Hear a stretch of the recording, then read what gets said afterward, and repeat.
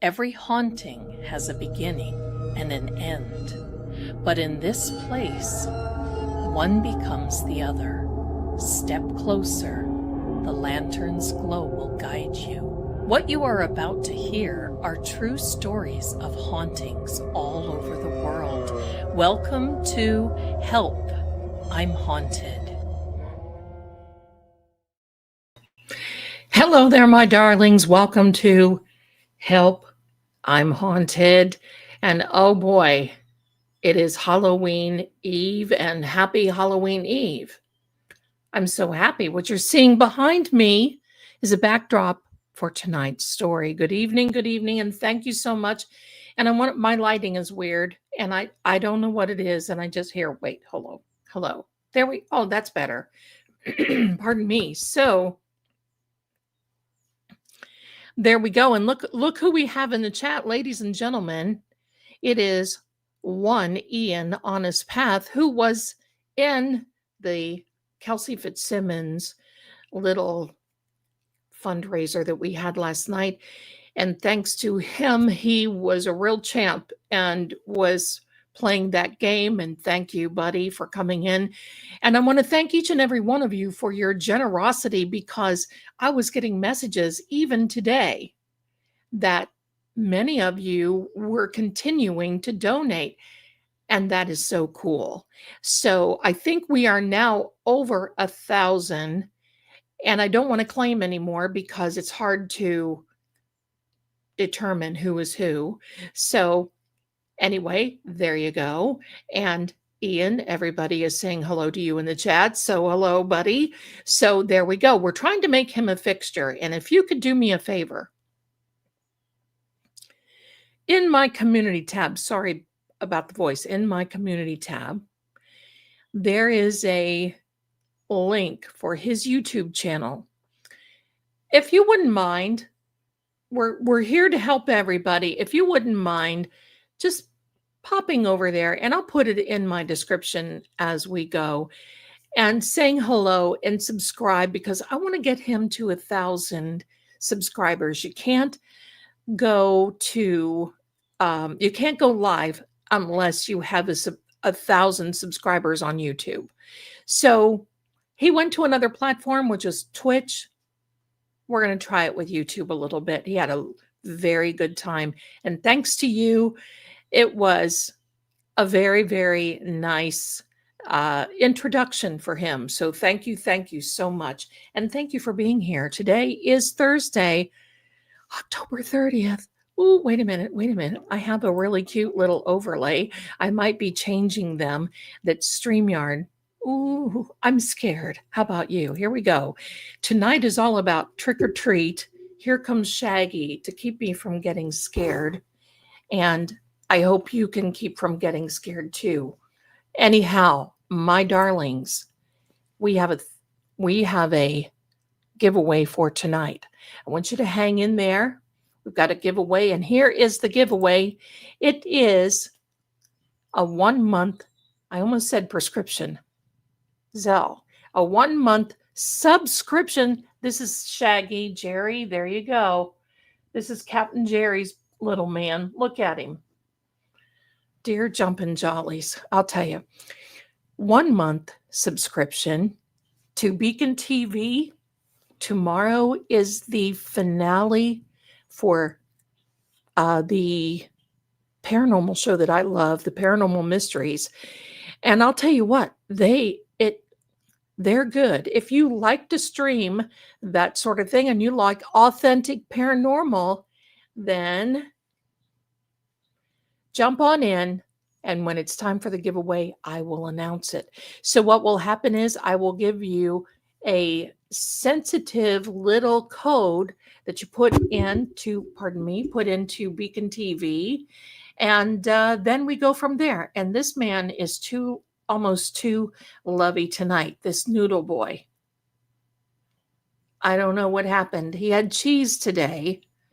If I say cheese time in a certain voice, it's like, you remember the old cowboy movies where you go, stampede. That's what it is. It is a stampede. So thank you so much.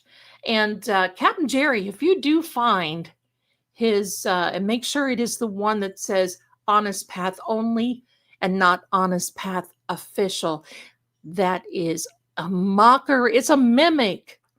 And they're trying to steal his art. So if you want to go over to YouTube and then Honest Path Only, you'll see two accounts, but it's Honest Path Only. That's where you do it. So we'll see if we can put a link into the chat, or into the chat. This man is distracting me with all the love. Goodbye. All right. We're about ready to, stay unpaid. Now, that reminds me of, Cheese does that to you too, Aisha? Oh my goodness. Me too. Anybody, all they have to do is say cheese time and I'm on the run. Hello. There you go. There you go. Oh, thank you. Thank you. Thank you, my darling captain. In fact, here's what I'm going to do, because you guys can't put the link in the chat, but I can. So we're just going to do that. We're just going to do that. And then if you don't mind, we'll just go ahead. We'll just go ahead and do that. And there you go. He's coming up in the world. He's coming up there. So there we go, my darlings. I'm going to put the link in the chat. And we'll go from there. Oops. Oops. Ho, ho, ho. Zelda, I clicked on the wrong thing. There we are. So this is for Ian, my son. I almost said haunted path. He might think so. Ask him one day. He may think so. And I'll tell you what, come on, we'll have him on again, because he was answering your questions and answering like, how do you feel like having a mama the way she is? Well, love is kind of spooky with a spooky little girl like me. Here we are, my darling. Thank you so much, you guys. Thank you. Thank you. Could be a haunted weekend. We just don't know. And look at this. Isn't that cute? StreamYard offered a little overlay. They should have done it earlier than the day of, right? There we go. Isn't that cute? Thanks, everybody. You guys are so cool. You got my back. I love it. Way to go. Way to go. Let me see here. So, all right. So, Maeve says he looks like me. I told you he's the male version. I had no help. There he was one day, right in the crib. Didn't have any help. I'm going to turn this light off. It's distracting me. There we go. That's better. All right. So thank you, Patty. I appreciate you. I have something. I put out a new video with the Zelda Codex for one Jennifer McCabe. If you haven't seen that yet, I want you to go by and take a look at that. It is a long video. It's like 50 minutes, but you see me going through. And in the end, this is what I want you to all know. Get ready. Here we go. Are you ready? Here we go. Coming to a neighborhood near you, Jen and Carrie. Let's see this again. Jen and Carrie coming to a neighborhood near you. This is what it's all about.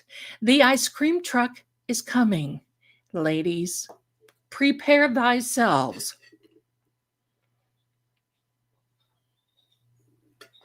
Thank you so much.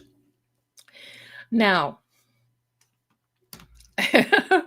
all right, here we go. I want to tell you a story about Halloween trick-or-treat night, and I am going to remove that because that is going to cover my little characters, even though he's cute as it can be.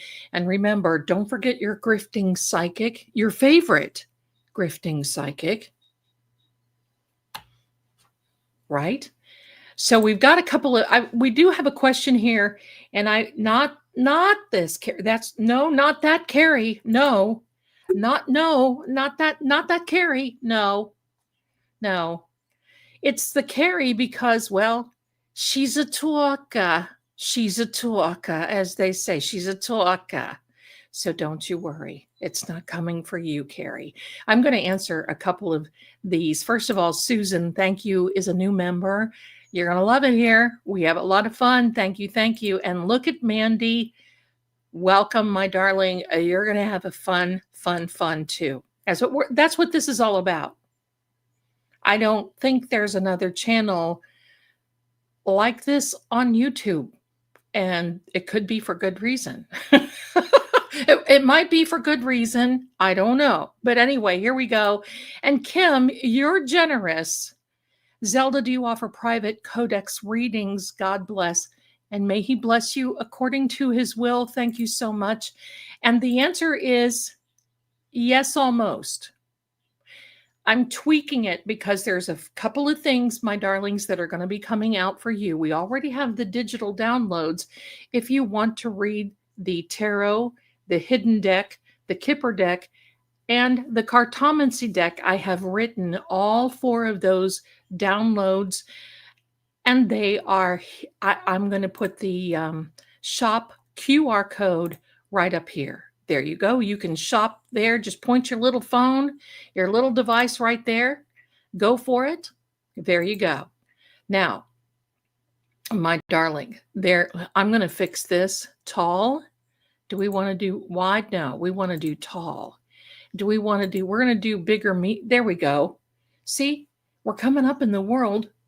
When you're streaming, it is literally like the cockpit of an airplane. Seriously. So, all right, my darlings.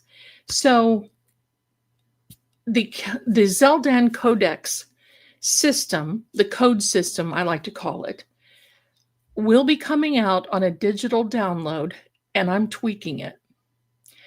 Now, it will be out on Amazon, but if you hang in there with me, I don't know when I'm going to get it published on Amazon. You'll want to go over to the Psychic Shop. That's where you can get it downloaded immediately. It's not on there yet, but it'll be a discount versus Amazon. So there you go. So my darlings, thank you so much. And look at this, my darling. Look at this. Look at this, Cheryl, my darling. 10 Fate and Fortune True Oracle memberships. Welcome to each one of you lucky members that have been chosen by the tubes of you to become a new member. Thank you. One more little thing.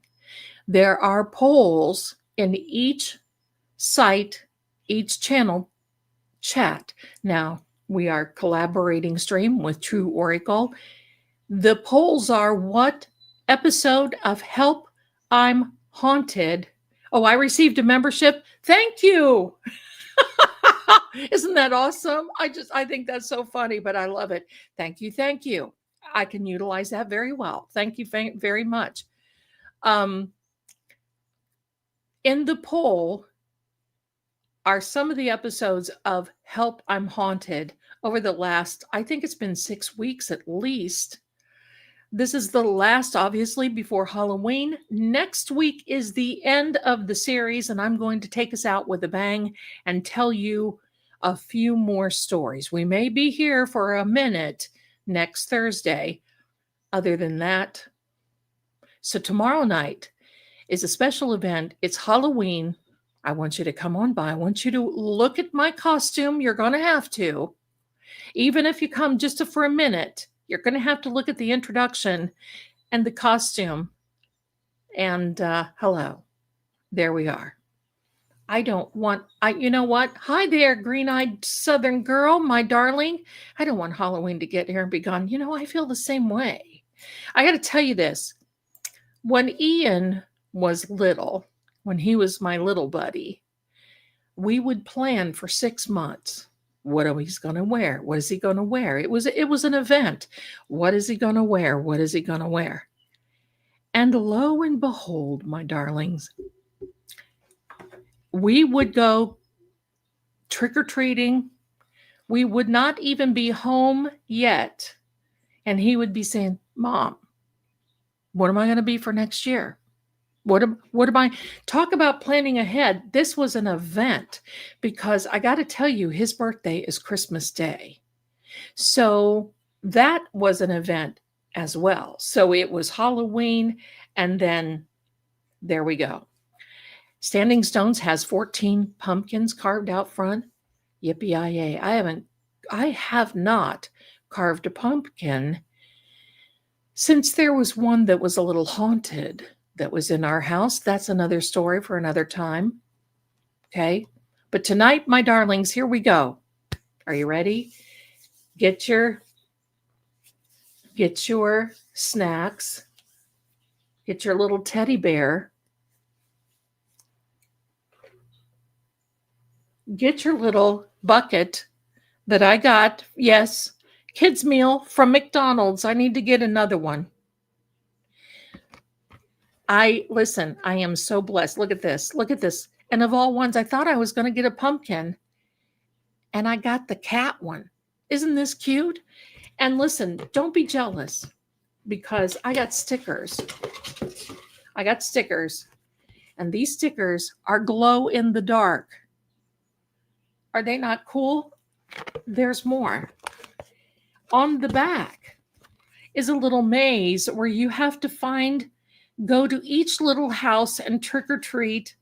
If that's not the cutest thing, and I'm going to tell you from McDonald's, this was a 4-piece chicken nugget. I didn't eat it. They forgot the milk. I would have cooked with it, but it was worth the $5. There we are. So there we are. Jealous. I know. Green-eyed Southern girl, bless your heart, my darling. I know, right? I know. Get ready. This is a little story that I don't think some of these stories Ian hasn't even heard. So yes, a haunted pumpkin. If we get done with this one quickly enough, we'll talk about the haunted pumpkin. Because being around here, there's a lot of energy. And over the last few nights, my cats, I don't know who they're playing with. I want to think that it is Officer John O'Keefe. I want to think that he believes that the ice cream truck is coming down the road for 2 women that we know. Okay? Those cats are lined up on the side of my bed. They look toward my bedroom door, and it's like they play tag for something, but they're having fun. They don't, I could tell if they were stressed, and they're having fun. Like, oh, let me jump off the bed, because it wakes me up, them jumping off the bed and tussling and having a good time, and they'll be looking right at the door, and then they'll look at each other and run back. So they're playing. And if it was something evil, I would know. They tell me when that stuff happens. Okay, I think it is definitely I think it's definitely John. Judy Ann says, Zelda, I'm definitely going to miss this. Help, I'm haunted. Well, you know what? There are no rules in the house of Zelda. And you just never know. Zelda may just need another little rest.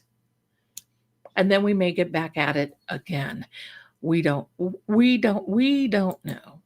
don't know. One thing I will tell you that I know is that this color was for our sweet Kelsey last night. And I've got to change it to a pumpkin color because that purple just doesn't go. There we are. We'll take that. All right. Now we're ready.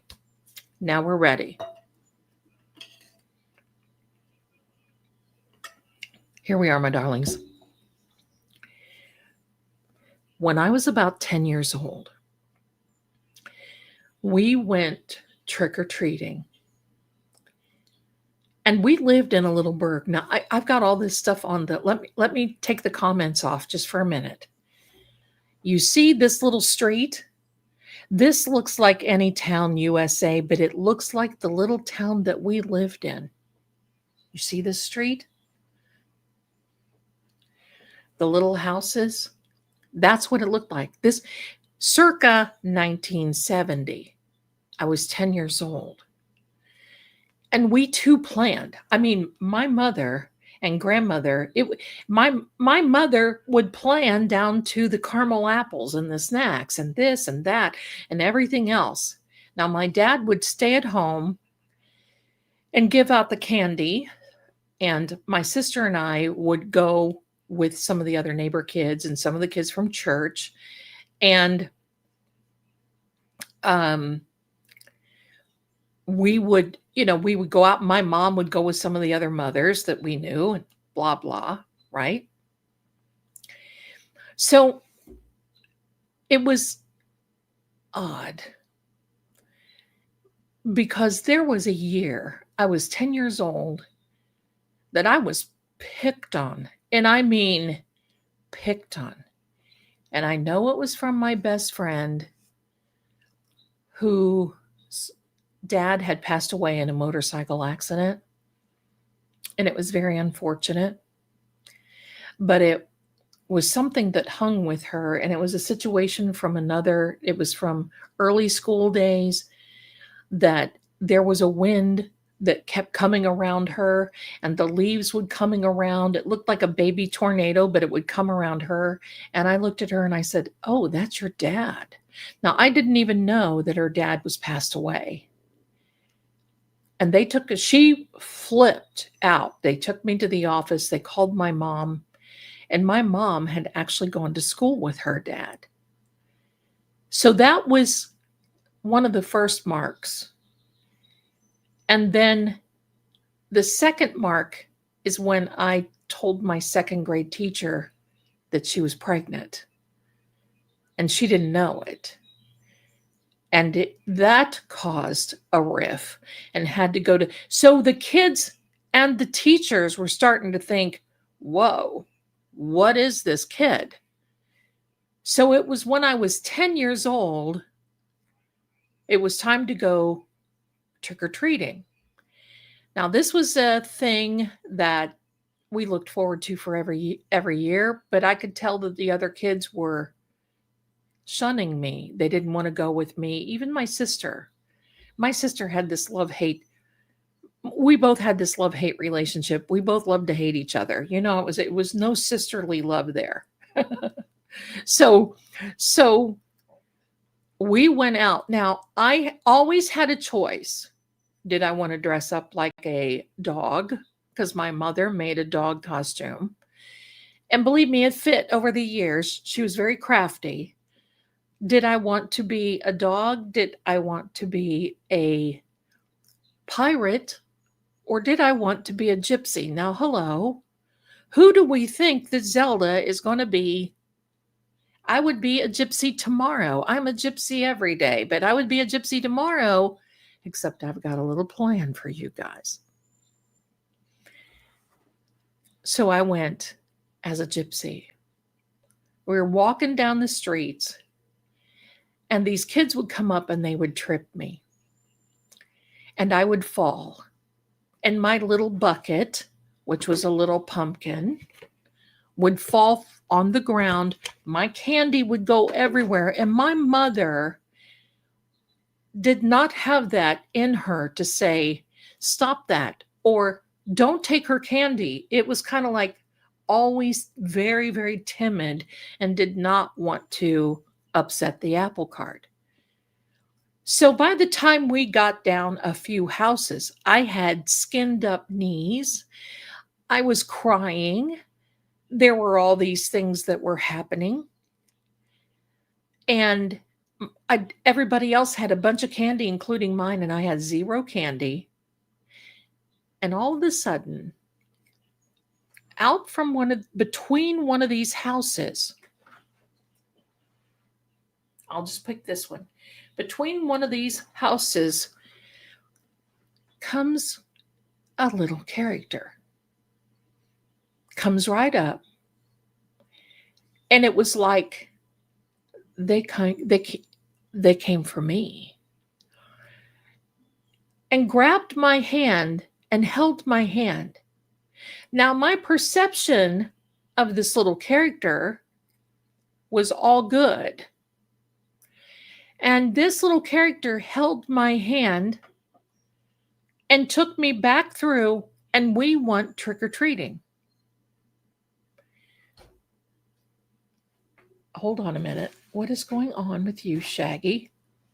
gets up on my and starts jumping like, oh, I'm scared. All right, son, come on. So I'm going to show you a picture of what this little fella looked like. Here we are. Now, in theory, the little girl that you see dressed up like a gypsy would have been me. And that's pretty much what my costume looked like because my mother, again, was crafty. So that's what it looked like. But look at the faces on those two other children. And that is exactly what all the kids looked like the whole time. And this little character held my hand. Nobody else messed with me. There were no more tears.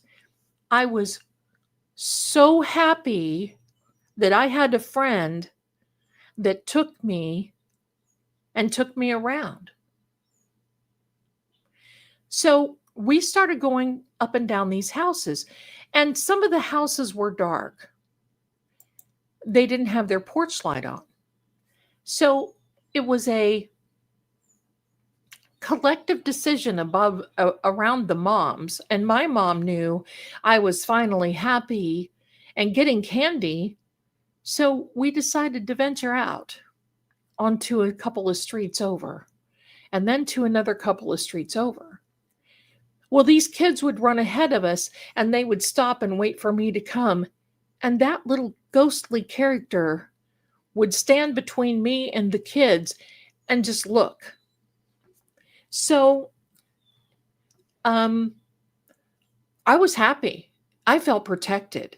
I felt great. I did not see what everyone else was seeing. And to this day, I don't believe that I did. So we go into these streets and it starts getting dark. One of the houses had a big dog. It was like I can't even remember, but it wasn't a German Shepherd. It must have been a mix. And that dog came out on the porch and was lunging because I was going up on the porch with my little buddy.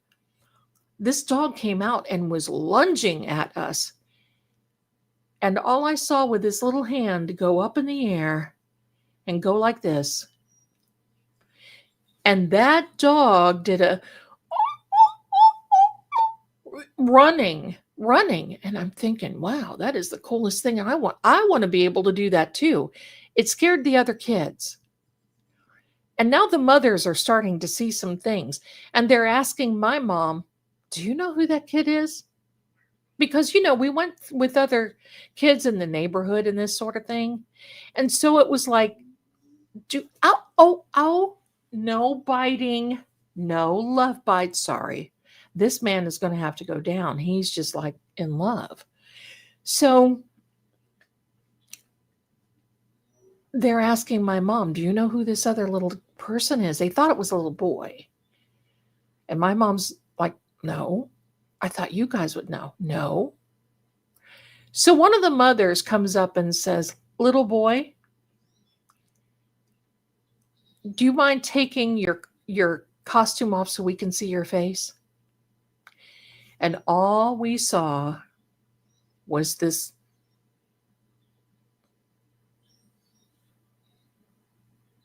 just a slow.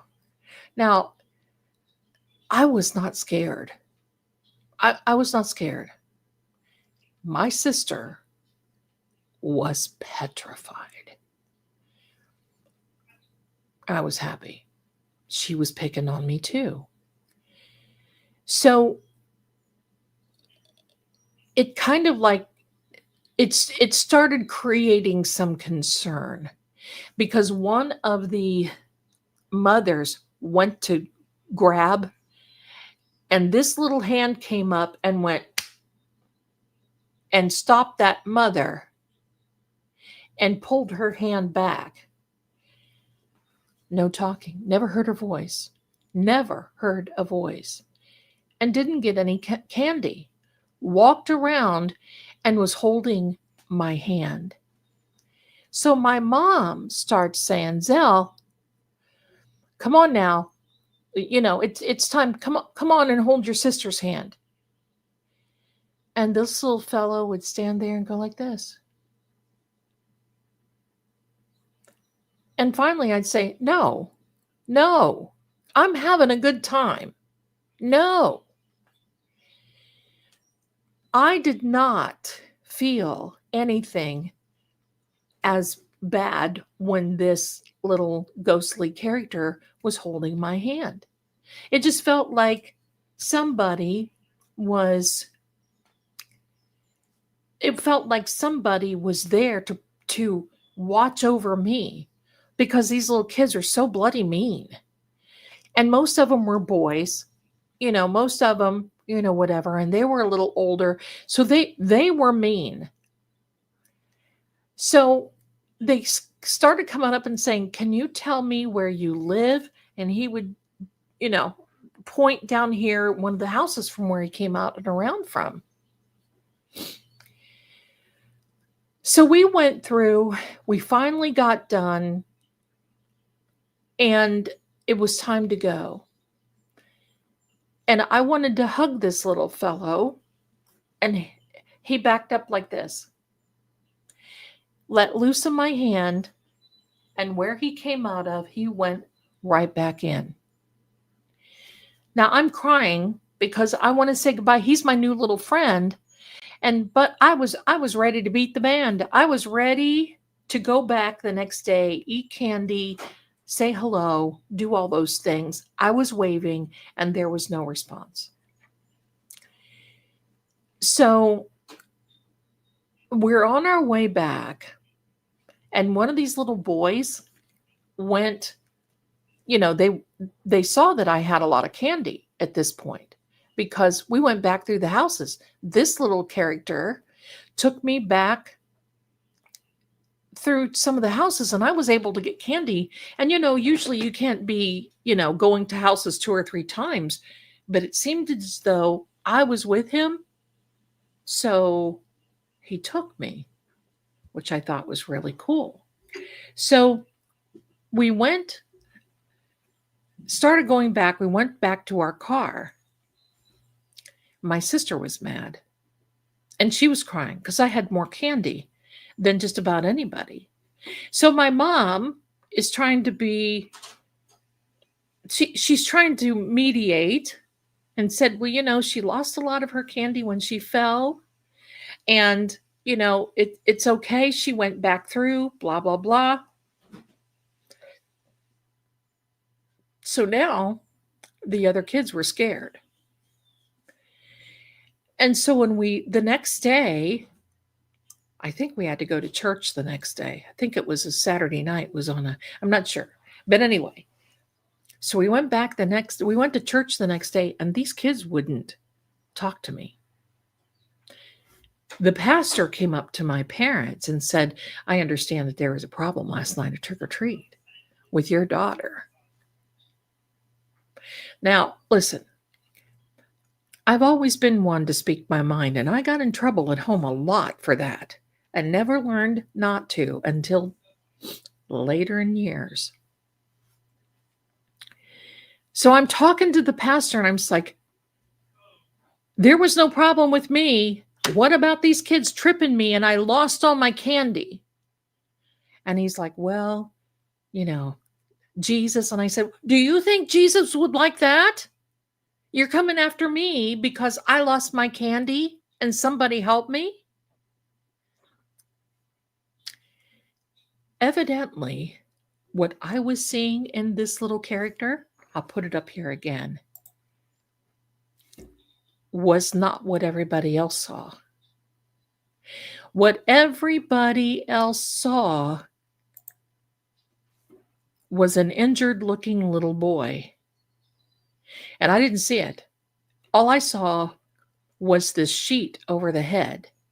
And everybody thought that it was either a mask or makeup that this little boy had on. And evidently, it was a little on the frightening side, and I didn't see it.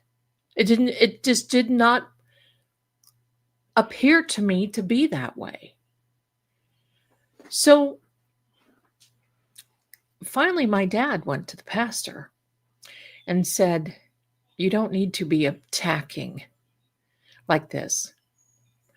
Because, I was not looked at very nicely in church anyway because of things that I would just did not know how to control, and looking through the church and saying, "What was that guy with that other woman the other night? Do you know that your dad was with another woman?" And those are things that I just had to learn how to control. So my mom, of course, goes to my grandmother. My grandmother listens, and my grandmother says, "We need to find out what this is. Because if Zell is not seeing it," and the nickname for me years ago was Zelkel. So she said, if Zell wasn't seeing it, then there's got to be some type of trigger. There's got to be some type of something, that reason. So as time went on, my grandma and grandpa went down to these houses, knocked on the door, and they said, my granddaughter saw a little boy. And the one house, they gasped, like, "Oh my gosh. Oh my gosh. What little boy?" And he said, "Well, my granddaughter says that he had a sheet over his head." But the other people that were around him said he looked messed up. He looked scary. He looked like he had a scary costume on, and evidently this woman was mortified. She kicked out my grandparents and said, "We're not talking about this. No, no." A couple of days later, kind of all was forgotten. It seemed a little weird, right? But the phone rings at my grandparents. Because just so you know, a lot of places in this area, my grandfather was able to find the wells to their house. And so they had water because of my grandfather, and he would take the willow, that whole thing, and he found the wells in our county in a lot of places. Phone rings. "Hey, we hear you were over at such and such house asking about seemingly a little boy. Come on over. Let's, come on over. Bring your wife, my grandmother, and I'll tell you what's going on." So evidently, now this was 1970. In about 1948, there was a little boy and his two sisters that went out trick-or-treating. They had a wonderful time. But this little boy was picked on continuously because he was just he was little and cute. And, everybody picked on him because it just seemed like he was weak and all this other. Well, the two little girls, they dressed up in what it is that they wanted to dress up as. And he didn't have a costume. So his dad said, "Look, we got an old sheet." He cut holes in it, and he was a ghost. So they went out trick-or-treating. And it was dark. And it was,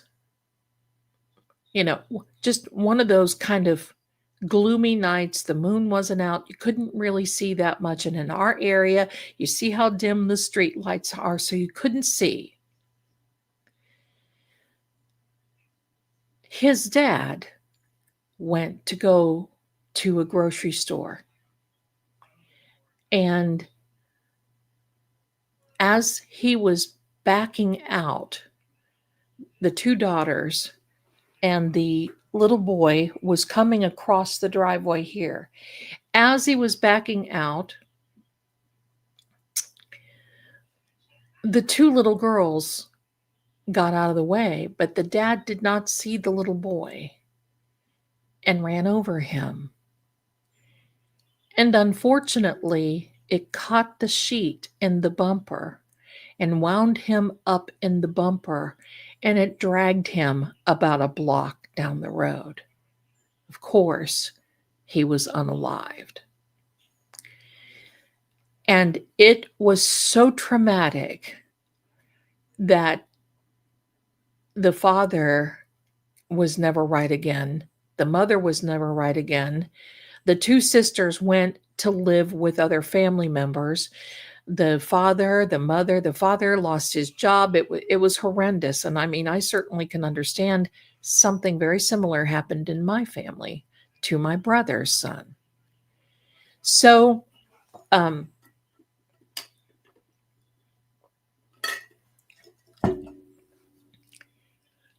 he said, this man that was telling my grandparents, that sometimes when little kids are picked on, this little character will come out and will be a ghost and appear as a ghost with a sheet on to the person that he's there for. But to other people that see him, he looks like he was run over by a car. And I don't know. Never saw him again after that. Nobody, because I would go up and down here, hollering, "Hey, my friend, where's my friend?" And never saw this little boy, this little ghost again.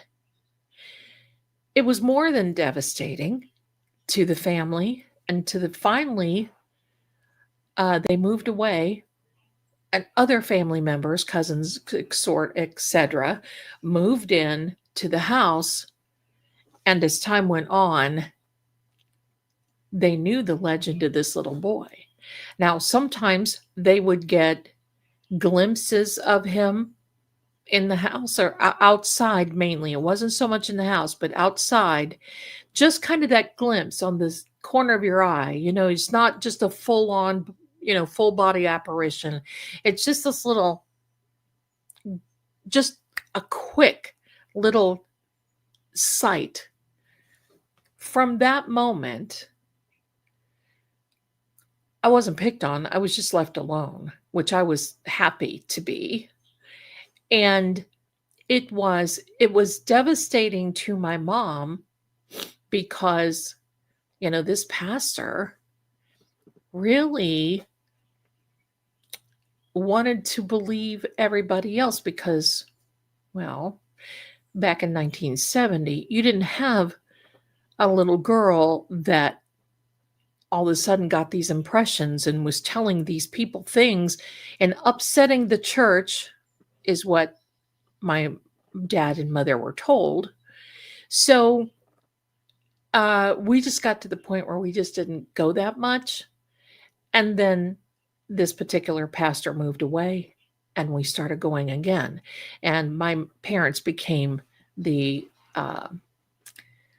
youth group leaders and so forth. And, we had a good time. And by then I learned how to curtail it. But it was really something. Now, oddly enough, it was this pastor who, in later years, I started dating his son. And that's when we lived in the haunted farmhouse. And the pastor thought my mother was going crazy. And we just stopped going. Then the pastor's son moved into the house after we left and basically said, you know what? They're right. It is very haunted. Look who's back. So um, this was very upsetting. But the weird thing is, as sensitive as I was as a little kid, I'm just going to say, when he was holding my hand, never, ever, ever did I feel anything evil. I did not feel anything upsetting, no evil, no malice, just a warm little hand. And held my hand that entire time and protected me from these little snot bullies. That's what they were. They were just little bullies. And that was it. It was odd. We probably can never explain it. Good question, Patty. Did my mother see him as a ghost or as a child? She saw him as a child. I was the only one that saw him with the sheet on as a ghost, because I was such a wiener back then. I'm going to tell you, I was a wiener. He probably knew that it would just scare me beyond, because I was conditioned by my sister and some older sister and some other kids to be afraid constantly, with the jump scares and all that stuff, which is not really funny when you do that to a little kid. And I'll give you an example. Do you remember, this is funny now that I look back. Oh, and welcome, Judy. This is her first Help I'm Haunted. Well, welcome, my darling. You can take some time and catch up on the other stories. You're going to love them. You're going to love them.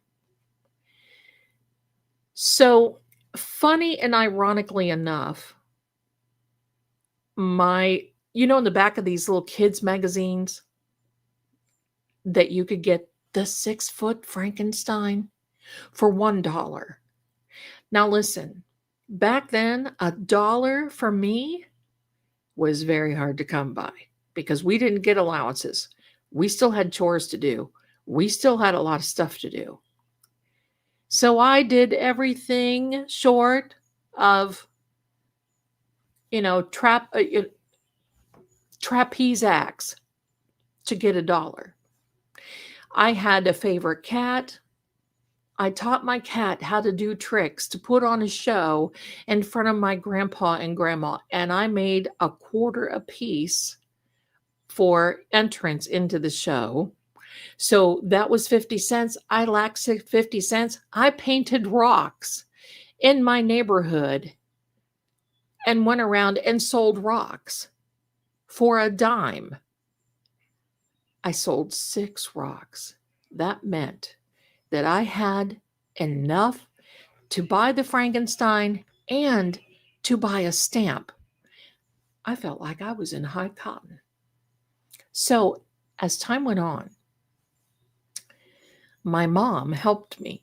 I gave her the 6 dimes, the 2 quarters, and the little form, because I didn't know how to fill it out.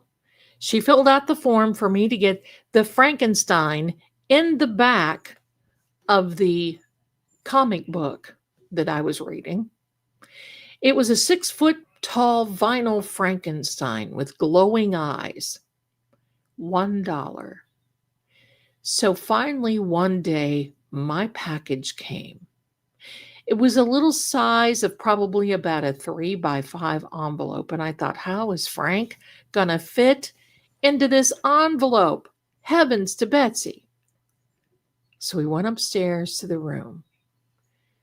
I carefully opened this envelope and slid out this little bag within a bag. I opened it carefully, and there I unfolded a 6-foot, it was the cheap vinyl, right? I mean, it was like those cheap plastic tablecloths that you can buy at the dollar store. That's only cheaper. Figure cheap and then cheaper. And with it came a little piece of paper that had two little cutouts, and the instructions said, put those two little circles, put those under Frank's eyes, on his eyes, and then put it under a light. And I'm thinking, oh boy, this is going to be good. So I stick these eyes under the lamp all day and got in trouble for having a light on in my room, but it was worth it because it was going to generate Frankie's eyes. So my mom, behind our bedroom door, was my closet door. Now, this was an old house that we lived in. So it was, the rooms were bigger. They weren't too little.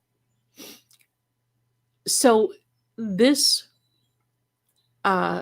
Frankie, my mom, taped him very gingerly to my closet door. I was happy. It was right at the opposite end of my bed. So I sat on my bed and I'm like, Frank, welcome to my room. Seriously, I'm like, Frank, welcome to my room. Now you can protect me. And it was weird because I was always about this. You got to protect me. You got to protect me. And I thought, hey, if anybody could do it, Frank could do it. So it was getting kind of dark. It was getting kind of dark, and I knew it was time, about 7 o'clock. I knew it was time to go upstairs and get my pajamas on. Now, my sister acted a little bit suspicious, and she did everything that she could to wait until that it got a little darker. She held me back. Oh, I want to show you this. Oh, do you want a piece of candy? Do you want this? Do you want that? Yeah. Well, finally got in trouble because I hadn't gone upstairs yet to get my pajamas on. Now, I was the wiener. The dark scared me. Things scared me, and it was because of the doll. It was because of many things when growing up, and I was just this little girl that would panic. So I'm going upstairs. Everything is great. I go in. Mom would always lay our nightgowns on the bed, our little slippers. I go in. I turned the light on. I made it from the door into the bedroom because the light was across the room in between our beds, because it scared me so bad to even walk through that dark room to turn the light on. I saw my pajamas. I got my pajamas on. I had one slipper on and was putting another on, and the alarm clock that my sister had that was on the nightstand between our beds went off. This loud, menacing alarm. And it scared me. I screamed so loud. And when I turned around, who did I see? Frankie standing there, and his eyes, because it was kind of dark in the room and it was dark on that side, and his eyes were glowing to beat the band. I grabbed my slipper. I ran out of that room, down, and I don't know how I did it, but I was skipping. I was running so fast, I was skipping 2 and 3 steps at a time, and lost the other slipper that I had on my foot running down the steps. Ran so fast, screaming, grabbed my mom, and there's my sister, laughing. And my dad was laughing. My mom didn't laugh. She knew it scared me so bad. So, of course, I had to have my mom go up, take Frank down off the closet, put him back into the vinyl bag, and evidently he went to the trash can, and I didn't care. And that was the last that I did that. So that tells you what a skittish little scared kid that I was. And kids at school would always scare me like that, and then it would be like, you know, it would whatever. So it does not surprise me that this little fella that lived between the houses evidently came out and held my hand and went trick or treating with me that night. Now, was it really that little boy? I don't know. I did not see what everybody else saw, including my mother. And like I said, my mom was so timid. She wouldn't tell anybody, to go, you know, jump in a lake or any of that stuff. So, regardless if that little boy looked like he, was King Kong or whomever, she wasn't going to say anything. But I was not unhappy. I was happy. And I think that's bothered a lot of people because they saw this little boy who looked like he had literally been through it. And I'm happy. Now, how weird is that? But they didn't see what I saw because I didn't saw. They thought that he had this mask on or makeup on or something. And that's what bothered him because it was scaring the other kids. It was scary. He was scary to them. To me, scary to the dog that came out and lunged at us.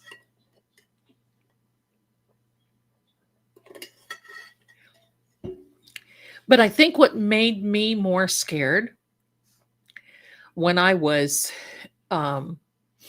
little like that, I really went through a very, very hard time when I was about 4 until I was 12.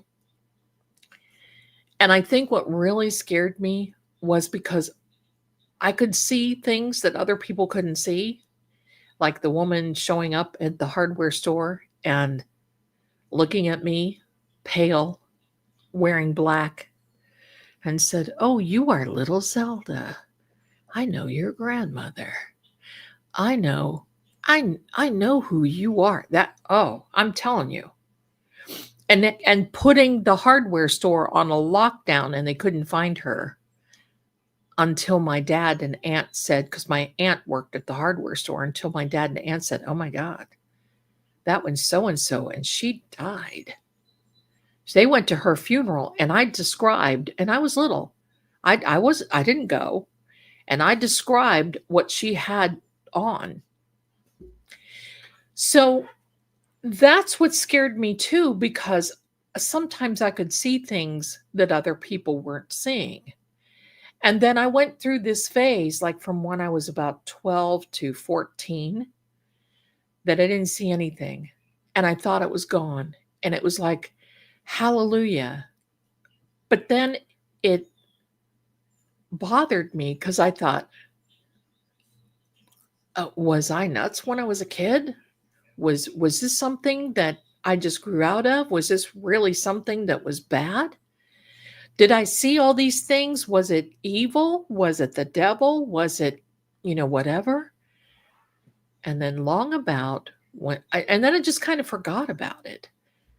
And then long about when I was 15, almost 16, we moved to the farmhouse and it was haunted. And it was like everything came flooding back, and I would sit and talk to my grandmother at length about it because my mom would just put her head down and wouldn't say anything. She just didn't know. She didn't know what to say. She didn't know how to respond. But my grandmother was an old soul, and so was my grandpa. And they had been around for a while, and they had gone around on these haunts, and I know that they did. So I wanted to start hanging around with my grandma and that's where I learned to read the playing card deck, was from my grandma.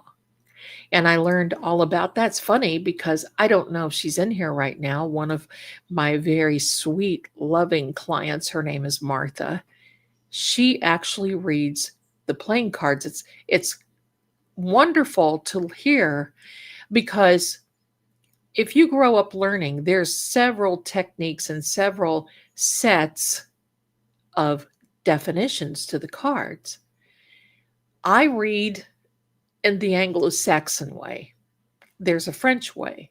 And I think from what she's told me that it's a French way, just from what she describes. But it is so it's so amazing to hear that, but it's one of those things that I learned directly from my grandmother. So, and as time went on, some of those meanings popped out of the cards. I know it's weird, but they popped out of the cards. I never really read tarot cards, maybe 10, 15 years ago. Maybe. It was always regular playing cards. I always had a particular deck that I would read with, and then that was it. So, anyway, my darlings, that is the trick or treat night that I will never forget. The Halloween night I will never forget. 55 years ago tomorrow. Yes, I just told my age. So, it's one of those things that I've always wondered about. I've always thought about. I've always wondered if, but it's you can't go back and you don't look for those things to appear again. When you experience it, it's kind of like I was thankful that he showed up. I'm going to call him he. I'm thankful that he showed up because he protected me on a night that, because in my area, when you were 12, you were not allowed to go trick-or-treating anymore. I mean, after 12, you had to be there you could go when you were 12. When you got 13, sorry, you needed to stay home. You needed to give out candy. Let the little ones go trick-or-treating. Now it's kind of like a free-for-all. You see just about every age go get candy and trick-or-treats and all kinds of other things. But not then. It was, good question. Linda has a question. Let me see. Let me put you up there. Hi, Linda, my darling. Did my mom and sister have a gift? Like me, not like me. My mom had a hard time of it because my mom was very ill when I worked on the Psychic Friends Network. And she couldn't work any longer, and it was very hard for her to have an income. So I got her a job on the Psychic Friend Network. I showed her how to read, because when you read on the telephone, it's different than when you read in person and on video and different things. And she worked on Psychic Friends Network for a little while, and she did pretty good, but then she became too ill. So I don't know. My sister, if she does or did, I have no way of knowing. She would keep it to herself. So it was kind of like I was the odd man out. So, but it's neither here nor there. Now, my son, he is a big intuitive, but he doesn't have that consistency to be able to, and no shade on him. I know he would agree with me, but he doesn't have that consistency of reading, be able to pick up a deck of cards and say, oh, this is going on, this is going on. He doesn't have that, but he may be walking through a room and stop and look at me and say, Mom, this is going to happen and this is going to happen. And he does that. He does that. So his is different than mine. My daughter doesn't want anything to do with it.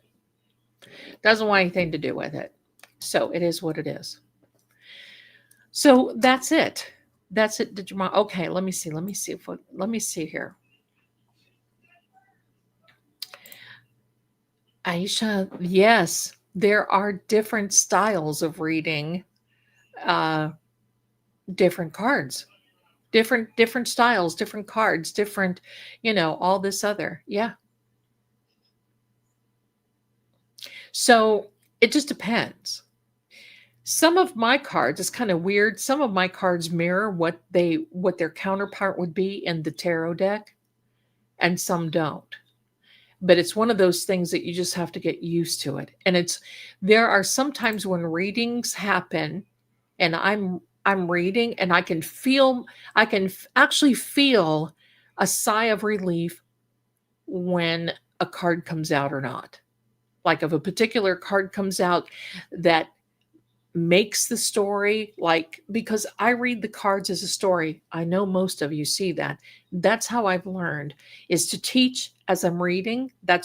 I'm not this one who sits there and says, oh, remember Johnny Carson, he would take the envelope and put it up to his head and say, okay, whatever, and then open the envelope and they would make a big laugh about it. I'm not that woo-woo kind where I can say, oh, well, this and this and this. I've seen so many card readers. I'm just going to say this, and I'm not throwing shade on anybody, but I've seen so many card readers that will fit their reading into the narrative and actually say, oh, this particular card means, and it doesn't. And that's what bothers me. That part right there, because if you would stop the video and go just look up a general meaning of that particular card, it's like it's it's way out there. How did you get that with that particular card? So anyway, there. I hope that helps. But yes, there's different ways. Let me see. Flutist, hi, my darling. Speaking of playing cards, did you know that Ciro Marchetti put out a playing card deck? Yes, I did. I love it and thought you would too. And he also is that there's a Kipper deck that he has. Some people say Marchetti, some people say Marchetti. I say Marchetti, and I'm sorry if that's wrong. But yes, it is very good.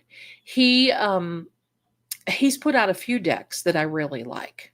But, I kind of stick with the old standards. Now, for me, I like some of the tarot and playing cards, but sometimes I've got to say this.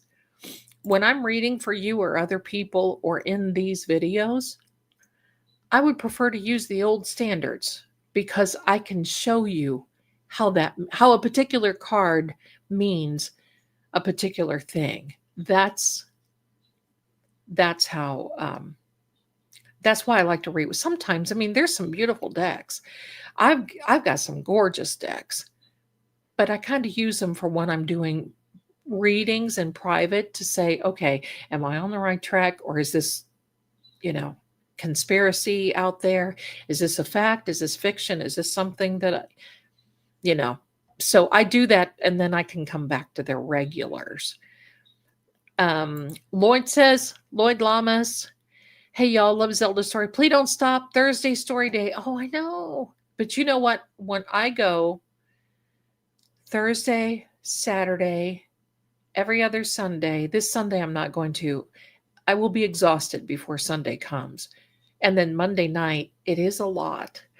And I got to tell you, after these live things, I don't know what it is. I was telling my Ian today, when I have these, it's like when we shut it all down, I'm like zippity doo dah, zippity yay. I've got all this energy and everything else. And then all of a sudden it just hits me that I'm exhausted. I'll go into my bedroom, I'll lay down, and I sleep so hard I can actually feel myself snore. Yes, I admit that. Whatever, right? I actually feel that. Pardon me. And then all of a sudden, I wake up and it's like, zing, I'm awake now. And then, what happens next? Did Jesus know that tennis shoes would be invented? You know, you know. But my darlings, that's how the Zeldan codec system came about. Because I get on these things because all the microwaves are down, see? And I get on these things and it's about between 3 a.m. and 4:30 a.m. I'm doing my thing, you know. Was Julius Caesar in the Bible or was Augustus Caesar in the Bible? Or yeah, that's tough to take. Let me see. Okay, Ellen. Hi, Ellen. Thank you so much. And Ellen, thank you very much for your generosity for your Venmo. I got that. Thank you. Thank you. Thank you. What did you think of the man in part 1 and 2 of Paranormal Mysteries? You mean the older man that was the owner of the theater and then the other place? Is that who you mean? Is that who you mean? So thank you, Carrie. Thank you. Let me know what you mean and I'll answer that. What was the Christopher Walken movie he was gifted? I don't know. I don't know. Christopher Walken is kind of scary to me. Have you ever heard Mel Gibson? Mel Gibson is like, hello, he's my buddy. He used to be my buddy on Twitter. Twix is what I call it now.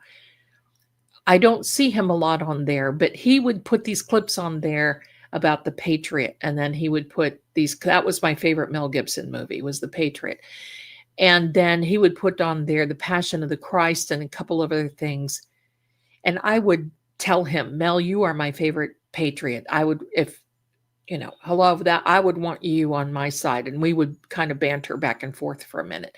I love him. But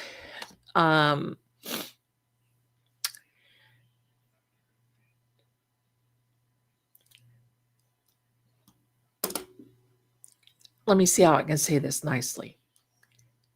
Mel Gibson was on the Joe Rogan Experience. And Mel Gibson said he was afraid of Christopher Walken because I think he either did a movie with him or he was in some type of something with him. And he said he didn't walk. He would sometimes float. And I kind of get that.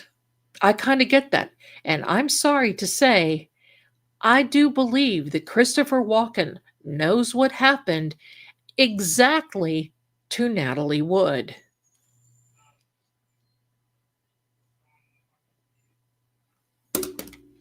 And nobody's saying nothing about it.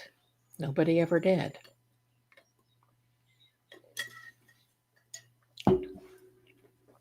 So anyway, let me see. Debbie, hi. The French way of reading is the Marseille Tarot. I'm talking about the French way of reading is not really the Marseille. It is in the Cartomancy, because there's certain different per region. Some meanings mean a particular thing and some meanings mean something else. And so I think it's a regional thing. And by the way, Lord Gregor, sorry, I'm sorry if you're seeing this, I'm sorry. Lord Gregor and I are almost done with our little podcast. And make time. I will announce it ahead of time so you can make time to listen. And I'm going to tell you, some of this stuff even blew me away. This was supposed to be a podcast because he found me and reached out to me and said, I would love to speak to you. Because he knows I'm receptive, not to those types of vampires that they think they are floating around in New Orleans and Croatia and all this, and hide your jugular. He knew that I'm open not so much receptive, but I have a quizzical mind, and I am open to learning more about that. And he's open and helping us learn. And I'm amazed. I'm amazed. I will keep you posted on that because that's good. If you can believe it or not, this is a hard time for him. But they don't celebrate Halloween in Europe the way we celebrate. So there we go. And he had the Houdini hat when he did it. No, I don't know. Okay, Linda, when you had your remote viewing with Officer John, was your son with you, or could he feel that you were going through? No, my son was in the next room, and I told him after because I kind of was tearful. And he's like, "What the heck happened to you?" And I told him, and he's like, "Oh." In fact, today I was making our lunch, and believe me, I made a lunch that would have choked a pig. I'm not kidding. I don't know what is wrong with me, but it's like I have this son, and so I just have this idea that, I had this baked potato that was about as big as his head, right? I don't know how I got this bag of potatoes that they're just like, wah, huge. I could have cut it in half, and he and I could have had a meal for today and tomorrow, but no. So I made those, and I made Yorkshire pudding, and I had sausages, beef sausages, and I made a charcuterie plate with cheeses, different cheeses and English cheddars, and he looked at me. He says, "Mom, who the heck are we feeding?" So I'm in the kitchen, tick, tick, tick, tick, making all this Yorkshire pudding stuff. Have my little Yorkshire pudding pan in the oven, preparing. And I have the oven on, and he was looking, and he kept looking behind because he was standing in the doorway. He kept looking behind me. And he said, "Have you noticed anything different with the cats?" And I said, "Kinda. They seem like they're playing with some energy." And he said, "Not to be really gross, but I went into the bathroom, and Petey is sitting on the sink looking up." And I said, "They always look up." He said, "No, no." He was like looking as though he recognized somebody. And he said, "It just made me so uneasy that I came out of there." And I said, "Oh, really?" So we're talking, and all of a sudden, Ian kind of pushed forward into the kitchen. He said, "Mom, I got to get out of here." I said, "Why? What happened?" He goes, "I feel like somebody just walked up on me." Now, that happened at about, I don't know, 1-ish, 2-ish today, my time during lunch. So he feels this and receptive, and he and I, because I've been doing a lot of EVPs, and unfortunately I'm doing a lot without you guys. I'm sorry, but I'm doing a lot of EB or EVPs, doing a lot of this sort of thing. And so it's time for me to just wipe the slate clean and do a cleansing, and whatever, because both he and I are our sleep schedules are very messed up. And I think it's the energy yeah, there we go. I hope that answers your question. 1983 Dead Zone, that's what it was. Christopher Walken, he's been in some weird stuff, hasn't he? But I can't help myself. I liked it when he was in, remember the one music video that he was in? I thought that was good. Sherry D, thank you so much. I love when Lady Zelda teaches, explain. Well, you know what? Why have a reading if you don't know what it is? Because, come here. Anybody can say that they read the cards and tell you something, and you may not know what it is. This way, you can always go and say, okay, Zelda, you can fact check me to a certain degree, because there are cards that tell me more than what's on the internet. But you can stop it and say, what does this card really mean? Well, what does it mean? Because cards take on the meanings of the cards around them. I'm not one, and I used to do this, and I would say this, but I'm not one who just really likes the idea of pulling out, oh, here's your daily. I my gig is if in the first 5 cards, you should know what exactly is going on. Hands down. Then you can start building. That's when you see me do those rows when I do the card readings for the bad actors.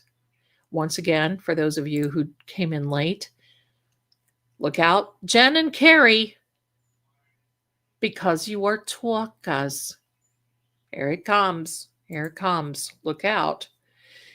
So that's why you see me put about five cards out first, and then I'll start layering.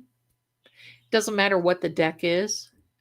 That's really what I like to do, and it gives us what I call a foundation that then you start building, because sometimes in the first row, if I'm using different decks, you don't get what you're supposed to get in the first deck.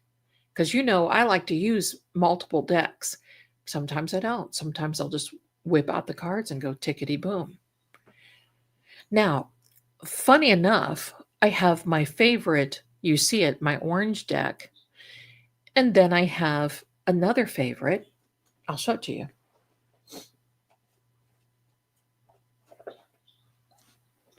This is one of the medieval deck. It's the medieval card by Elephant Playing Cards. I call this my teaching deck. And it's because I have taken these cards and I have written, because I used to give classes, and it drains me too much because we always get hung up on one card and we don't go through the whole thing. So I will read these because you can see I've written on these cards. And sometimes I will read these and put those out. That's my favorite deck for me personally, if I'm looking into something. And then I change decks. And no, the card meanings sometimes change within the decks. Just like the hidden deck is different than a regular Cartomancy deck. It's odd in a very good way. Very good. I don't know how we got on this. There's no haunting with cards. But it is what it is. There is a if you're hungry for more stories, you can go into, which is my side of the playing list, that is Dark Tales with Zelda. Dark Tales with Zelda. And I tell card reading stories. I tell sometimes what happened during story. So if you're liking this kind of thing, there's several of those videos about cards, card reading. I even have a Salem witch that's from like 2 or 3 years ago. There's a Salem witch card reading there for Elizabeth Proctor, of all names. So there we go. Hi there, Mariana. I'm a new subscriber. Well, welcome. Just wondering, do you also do private readings? I do. And do you see this little QR code up here? The one with the little duck in the middle? If you click on the QR code, or there will be, if you watch the chat and it comes up, you can go over to True Oracle's site and order a reading. You can either talk to me personally, or you can order a reading, a video reading. And many people like the video readings because once they're done, and by the way, I have to tell you, no health, no legal problems, nothing, no pregnancy questions. So other than that, because those, I'm not a doctor and I'm not a lawyer, so I can't, and I wouldn't even try. But from there, you can go on and order a reading, or you can see when I'm online and available. It's usually in the afternoons I'm available. So if you'd like to call, and we have first time caller packages as well. So anyway, I hope that answers your question, and I would love to read for you. Thanks for asking. Thank you, Canine Mind. That was a short one. Give me a break here a second, and I'll tell you another one. How's that? You get a twofer. Hey, how is the poll going? Let's see. Oops, hold on, hold on. Let me turn this down. Okay. So on the True Oracle site, the St. Augustine one from last week is going very well. And from on the mine is, guess what? Run. It's the one run. The one with not so. There we go. Is the Kipper deck you use? He also has 2 Lenormand as well as the Gilded Tarot. I have the pocket version of the Gilded Tarot. Yeah, he's done a lot, and I like what he does. I like his artwork. I like his artwork. So thank you for the clarification, Debbie. I appreciate that. Hello, hello. All right, keep up with the electrolytes and remember to eat. Yes. Well, telling me to eat is not something, you know, you don't have to remind me to eat, my darling. Let me see what it is. Okay. Let me see. I have a new Charlie Kirk video coming out tomorrow. For those of you who like that, don't miss it.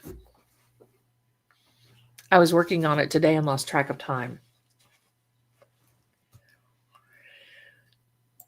Hello, my darling. She calls it powering down. Indeed. Indeed.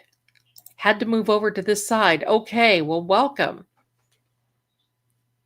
Thank you, Lloyd. I'm an awesome. I've told many. I found my calling when I was able to just. One day I'll write a book and there will be so many stories in there. But you figure I've been around for a little bit. And so, the longer you live, the more stories you're going to have. So let me see. Did I just say green bean? Don't know. Love the background. Thank you. I try to make the backgrounds as close to what it is that I'm doing and close to what I have. As close as I have. Yeah. So hopefully as close as what I can to what has really happened. Yes, it was the man who owned the museum and the theater.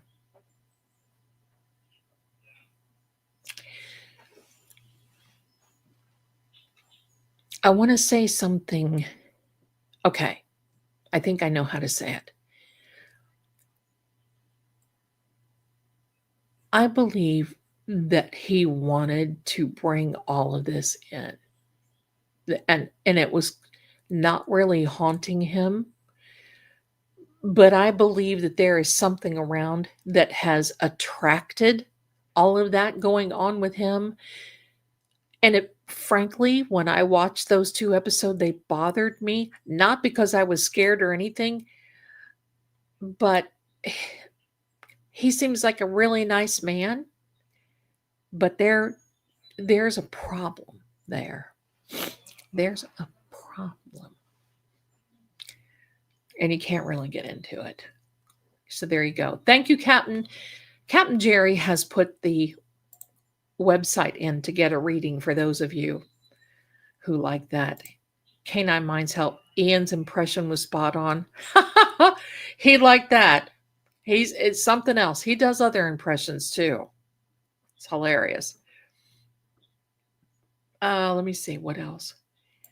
Yeah, he floats. It freaks Mel Gibson out. Mel Gibson said it's not of this realm. I like Christopher Walken, but there's an air of weirdness around him. Yeah, Natalie Wood. I wanted to look like Natalie Wood so bad. When I was young, I saw Splendor in the Splendor in the Grass, and I had to. I for years I wore my hair in this shorter bob and flipped it on the end, and then I flipped from Natalie Wood over to Elizabeth Taylor. Oh, that was a trip. Uh,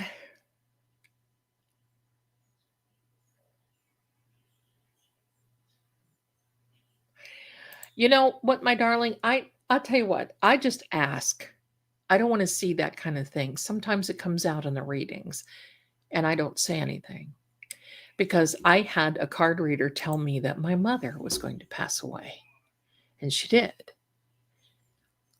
But from the moment that she told me until the moment that I saw her, and it was really unfair. And in my ebook for Cartomancy, I tell that story. And it was unfair to me because I tried to do everything that I could to stand in that way. And that's just not fair. That's not fair.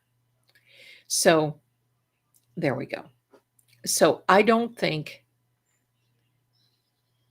it's right to withhold somebody because I think that's a God thing. And even though we see it sometimes, things can happen and we just don't know. And it's best to not announce that because that can actually affect some. It would affect me if somebody said, "Oh, well, you're going to kick the bucket and, whatever." It would affect me. I mean, I have no fear of dying, but the first thing I would want to do is I think, "Oh my gosh, what would Ian do?" Right? I mean, I would think, what would happen and and I don't want to I don't want to put anyone through that. I think you were right in withholding it. I think you're right. I think you're right. J-Bug, hi, my darling. Have you done a reading or spirit box on Natalie Wood? Not in a very long time. Not in a very long time. Don't know if I ever will or not. But not in a very long time. I loved her. She's a beautiful girl. Her daughter is on the Talkie Tick and sells the perfume that Natalie Wood used to wear. Now I would like to smell that. I don't know what that is. Yeah. Yeah. So here we go. Let me see.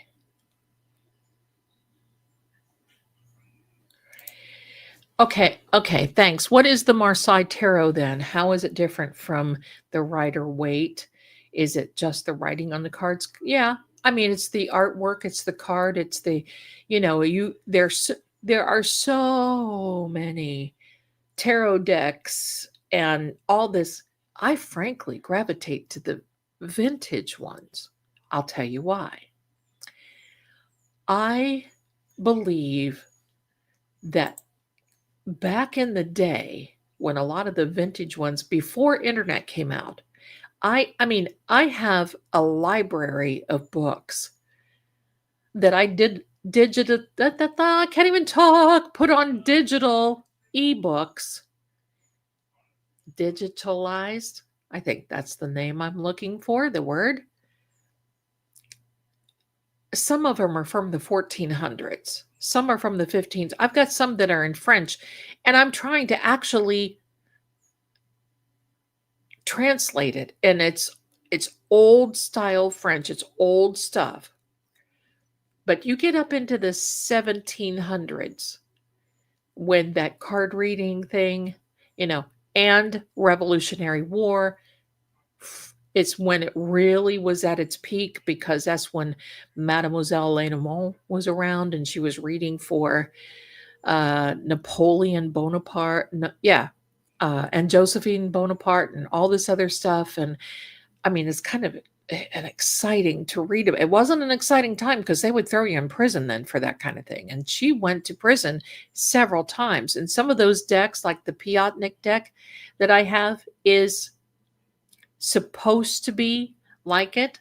But her son, who was this staunch Catholic, oh my gosh, this is of the devil, when Mademoiselle Marie passed away, he came back and collected all her money and burned all her cards. So nobody really knows what her cards looked like. And she used really closer to a cartomancy. She didn't use the tarot back then. Yeah. He took her money. Evidently, when she passed away, the cards, he burned them. They went to the devil. But her money was washed in the blood of the Lamb, and he was able to keep that. There we go. So that's just the way it is. And that happens a lot. It happens a lot. So let me see if there's any other questions in here. Rose, hi, my darling. Can JLK's energy be in multiple places simultaneously or one? Oh, multiple. It can be in multiple places. Think of it as the air we breathe. The frequency is everywhere. The vibration is everywhere. It can be. I don't have the corner on John's energy at all. There are many that speak to him. There's many that possibly, all blah, blah, everything. Let me go through a couple. I got some. Mary, hi, my darling. Thank you for your channel, and thank you so much for your generous Venmo. I have one here that is anonymous, and thank you for your very kind remarks. And that's very generous of you too. So thank you. Thank you. Thank you. Okay, let me see if there's any other, and then I'll tell you others. Yeah, Saturday Night Live, remember? We need more cowbell. That was the walk-in that I liked. There's a weird walk-in now, but there's the one. What was that? I can't remember. It's the Apple TV one where Christopher Walken was a scientist. Oh, shoot. I can't remember. Anyway, all right. Lady Zelda, I was sound asleep when I felt a very painful pinch on my left thigh. I crowded in pain. Oh, I'm Sylvia's daughter. I know those things happen, and I'm so sorry. I know. I had to restart my phone because the 2BUBUBUs are up to their antics again. They are. I had to unblock some people again. Well, thank you, Sherry. But you know what? Just in case, sometimes I say, fact check me. I mean, yeah. Now, sometimes on the Charlie Kirk videos, people, here's what happens. They're not used to me. They're not used to, and they get mad in the channel and they say, what is this crap about unalive? I'm still going to say that for the duration that we have things, I'm going to protect the channels. But people get upset because sometimes I do see the videos. Sometimes I do. I want to know who I'm reading about. That's how you find out. I just don't pick up my cards and say, oh, there's this random person at Turning Point USA. I don't know their name. I don't know whatever, but let's do a reading on them. I don't do that. And I do watch both sides of the aisle of who's doing what, where, when. And then I read on it. Is this true? Is it not true? What can we do? Well, let's build on this. What can we do? Some people have to get used to that. But when they do, they see. And that's how I read. But I do it as a profiler. I've not really ever read as that woo-woo girl. I don't even like to call myself a psychic because that's not my gig. Maybe it should be. Stay in peace. I have never been able to use tarot cards. I can, however, do loved on readings. I see loved ones that have crossed in the spirit side. There you go, my darling. There you go. Trying to catch up with my videos. Girl, You're going to be busy for a while. I have something like 3,000 videos. So you'll be busy.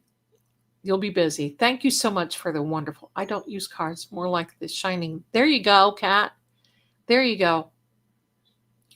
I'm going to tell you truthfully, I don't need the cards. I can look at you and read you. I can read situations, but people like to see the cards. And to me, it's a confirmation of what I'm feeling anyway. Sometimes it is, sometimes it's not. Yeah, you know. Let me see. Debbie, what makes a good pendulum? I have an idea of what I want to use, but I don't know if it would work. I'm going to tell you what. I could use this pen if I wanted to. It's not the pendulum. It's you. It's how you hold that energy. It's how you hold. And to me, my hands shake now. It's hard for me to, and I'm getting arthritis in my, you see right here, it doesn't hurt, but it looks horrible. But I don't hold the pendulum like I used to. So it's very hard for me to use. But if I have a lost object or something, if I don't have my pendulum out, I'll take a necklace that's got a pendulum on it and say, okay, let's connect with the energy, and it will. So I would say a pendulum should be something that you really like, but just know you don't have to have something special or earmarked or, oh, I have charged this, or you should be able to do that yourself. Should be able to do that. Ma'am, Run, is that your favorite? Is that one? I think it's, let me see. Which one right now? Run is that good. On True Oracle, it is the St. Augustine from last week. Oh, that's interesting. That's interesting. Hi,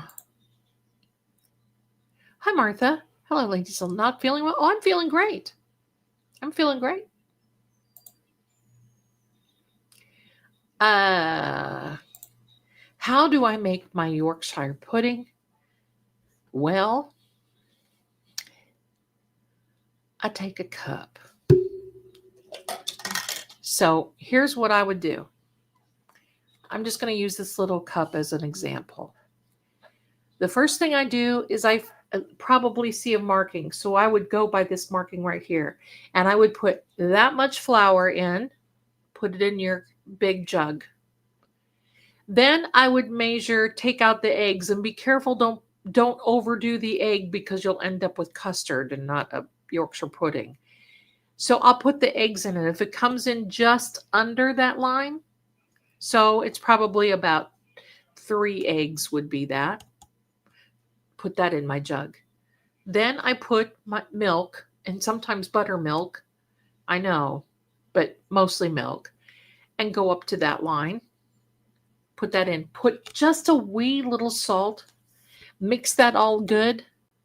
Prepare my pan. Put that in the oven. Put a little bit of oil. I like the beef drippings if I do that, but sometimes I don't have it. It's okay. I put just flavorless oil in the little cups, and then put that in the oven at 425. Let that get nice and hot, and let my batter sit for at least 15 minutes. And then I take that out of the oven, pour my batter in, leave about that much room between the batter and the top of the thing, and put it in the oven and wait for about 15 to 20 minutes. Don't open the oven door. And when you see them get nice and tall, and then they're ready. Sometimes they'll deflate though. So you got to take them out and take pictures and make it look pretty. And then you eat them because they'll deflate. Sometimes I make the German one that's just the big pancake like one. That's always good too.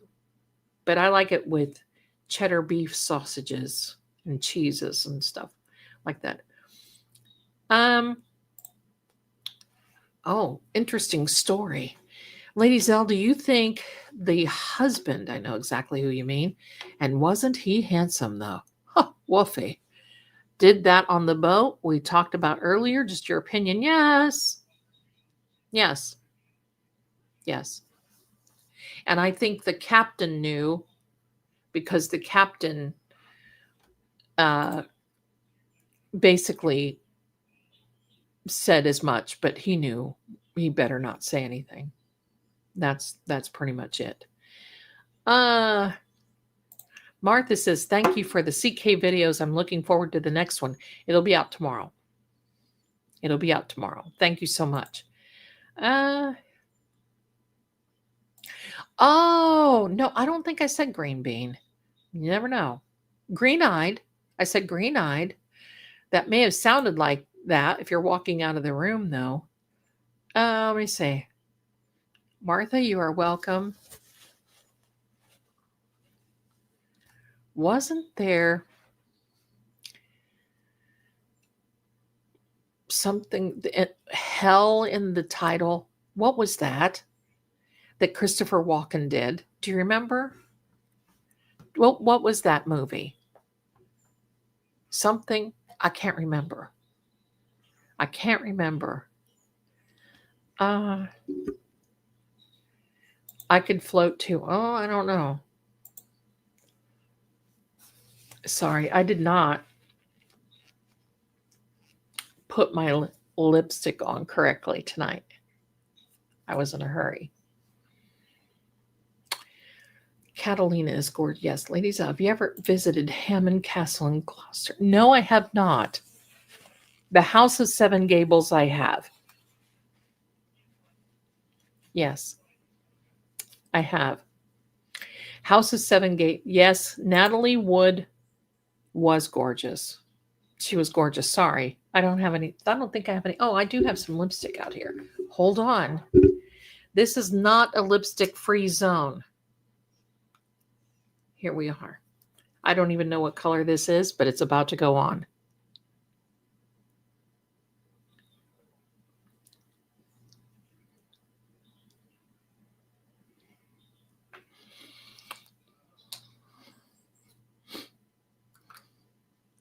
Good enough for government. All right. Let me see. Pet Cemetery was eye-opening. Let me see. The Deer Hunter is another. Oh, yes. Hello. I love The Deer Hunter. Granny, yes, she sure was. I always wanted to look like Ava Gardner, right? But I guess she was a wild little one. But she was good. Listen, these Hollywood women back in the day, another one that I always thought was so gorgeous was Rita Hayworth. And there was another one that kind of looked like her, and I can't remember her name. She was in what was she in? She was in a movie with Ronald Reagan. I can't remember. Oh, shoot. I can't remember her name. She's gorgeous. Her voice is a little deeper. I loved her. I love her too. I loved The Letter. Remember? What's her name?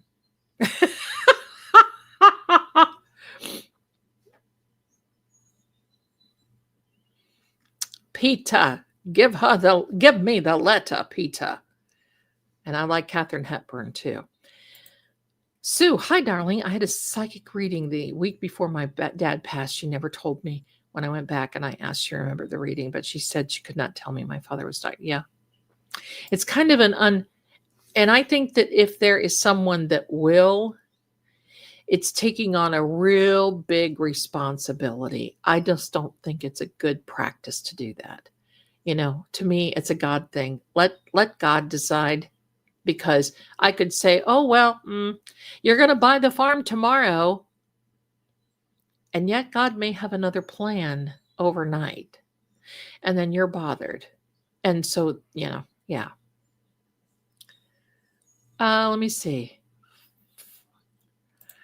Hi, Marie. Hi, my darling. Sometimes I put it on older video. Just, oh, you are so sweet. Thank you so much. Green eyed. Yes. Oh my God, Zelda, you're reading my mind. It's supposed to smell like magnolia, I think. Yes. Yes. You're talking about the perfume. Yes. Um,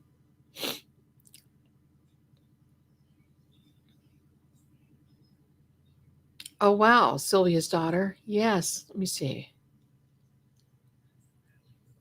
Listen, Maeve, stop.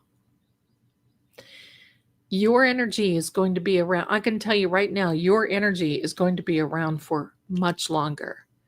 How dare that psychic do? You see, this is why you don't tell people. How dare that psychic tell you? And you need to rebuke that and don't fall into that because unfortunately, sometimes we can attract that. Well, I'm gonna, you know, no, you will be here for as long as God wants you here. And I believe that is some time. That is some time yet. Believe me. There we go. So I don't want you to worry. Your energy is very strong. Um, let me see. I have a Golden Girls tarot deck. Oh my gosh, isn't that not hilarious? Digitized. Thanks, Karen, for keeping me on the straight and narrow. Ching, I'll remember that. Digitized. Why was I thinking digital? Digitized.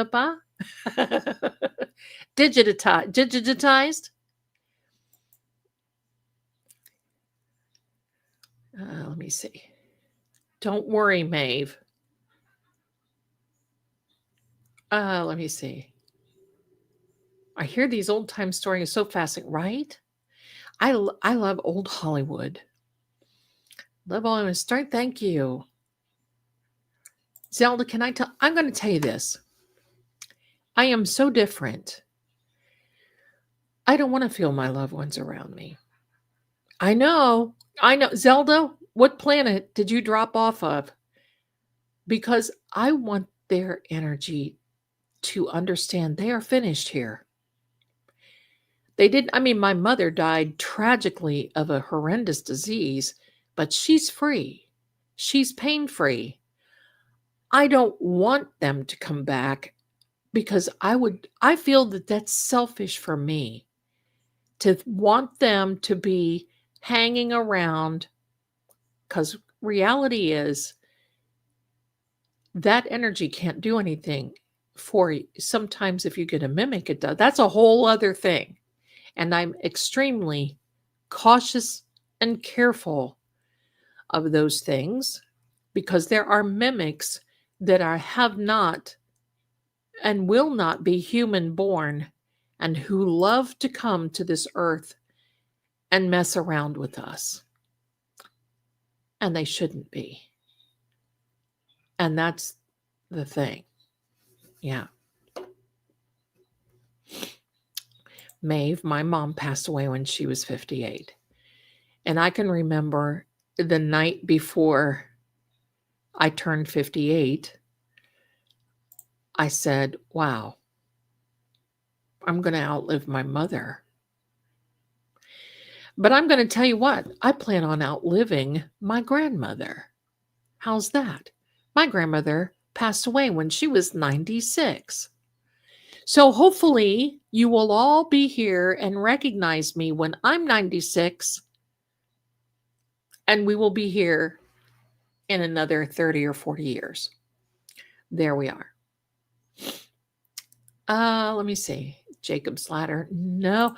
Hi, Groovy Cheryl. No, it was something about, it was weird. It was something about the brother, I think. Hell. No, it wasn't Hellraiser. Let's see. I don't know. The Fat Boy Slim music video. That I loved that when he did that. Let me see. Let me see. Jim Carrey too. Mitch, Jack Nichols. Zelda, remember CBS word. Oh, how I do. How I do. I'm going to tell you the thing that used to bother me. Thank you so much, you guys. You do what you have to do to save your channel. Thank you, Martha. Thank you. And I usually tell people, or they'll come in and they'll say, you're not reading correctly. Go to this channel over here. You're not reading intuitively. When I'm a reader. That's always, I'm a reader. And when they do that in the comments, in that way, in that tone, I'm a reader. And you're doing this wrong. And then I say, well, when you have your YouTube channel, then I'll come and visit you. Because, there should be a decorum. I don't like all the fighting. I don't like all the discord. I think it's shameful. I don't like it. And nobody will bring that in to this channel or to True Oracle. And if they do, skippity doo dah right on out. Because I won't even address it. I just think it's shameful to hurt people and to do that sort of thing. Go fill out your taxes. Go have the affair that you're having. Go take a pee. But go in peace and leave everybody alone. That's the way and if they don't like it, c'est la vie, c'est la guerre. Hold on. Okay. Getting texts I don't want. All right, let me see this. I don't want you to worry about this, Maeve. Let me see. Now that movie is going to bother me. Miss Zelda, where do you put your cards? In separate boxes?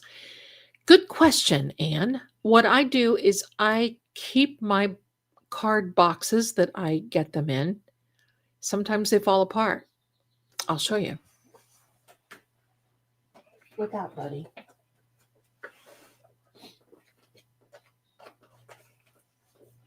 Because I use them so much. This one, look at this. Happens to be taped up. Had to tape it on both sides, on the end. Oh, see? Because look, they're starting to spill out. You can wear out your cards and you wear them out, and I tape the boxes and put them back. Some boxes I don't have to do that. Some I do. Some don't even have boxes anymore. So I keep them together and kind of wrap them together and they'll be okay. That's a good question though. You got to keep your cards from being a mess. So there you go. Let me see.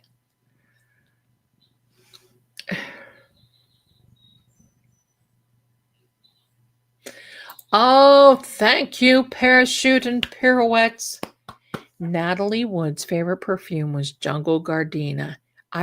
Gardenia? Zelda? Gardenia. Her daughter's rebranding is called Nakati. I love it. Is it Nakati or Natalie? Whatever it is. Because someone gave her, who was it? Oh, was it Betty Davis that gave her that? Why am I thinking it was Betty Davis that gave her Jungle Gardenia? I remember that. My grandmother used to wear that. And Evening in Paris. Now listen. My mother and grandmother had little bottles. It was like this blue cobalt. I can't say that word. Cobalt. Yeah. Blue bottle with a little silver top. Evening in Paris. It was like this.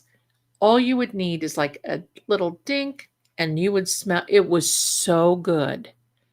And then all of a sudden I started wearing Taboo. Do you remember Taboo? Oh, Lord. I smelled it the other day when I was in the pharmacy. And I thought, dear jumping jollies, how could I have ever worn such a thing? You could smell me coming for, 50 yards. And then I would not be able to smell it. And I had this roll-on stick. Wasn't deodorant, it was a roll-on stick. So I would get out of the shower, put on my Taboo, and then put on roll-on stick. What was I thinking? Hello, back in the 70s and 80s. Now I smell it, it's like, dear. But my perfume that I like is Burberry, Her, and I like Estee Lauder Beautiful and Tuscany. Let me see. Thank you, my darling. Thank you. It'll be coming. I have another job than this, other than the psychic stuff. So it does take up my time a little bit, and I'm so ambitious. I think that I can do it all, but I have to like categorize it and think I know what I'm doing. Let me see. I never had Yorkshire pudding. What does it taste like?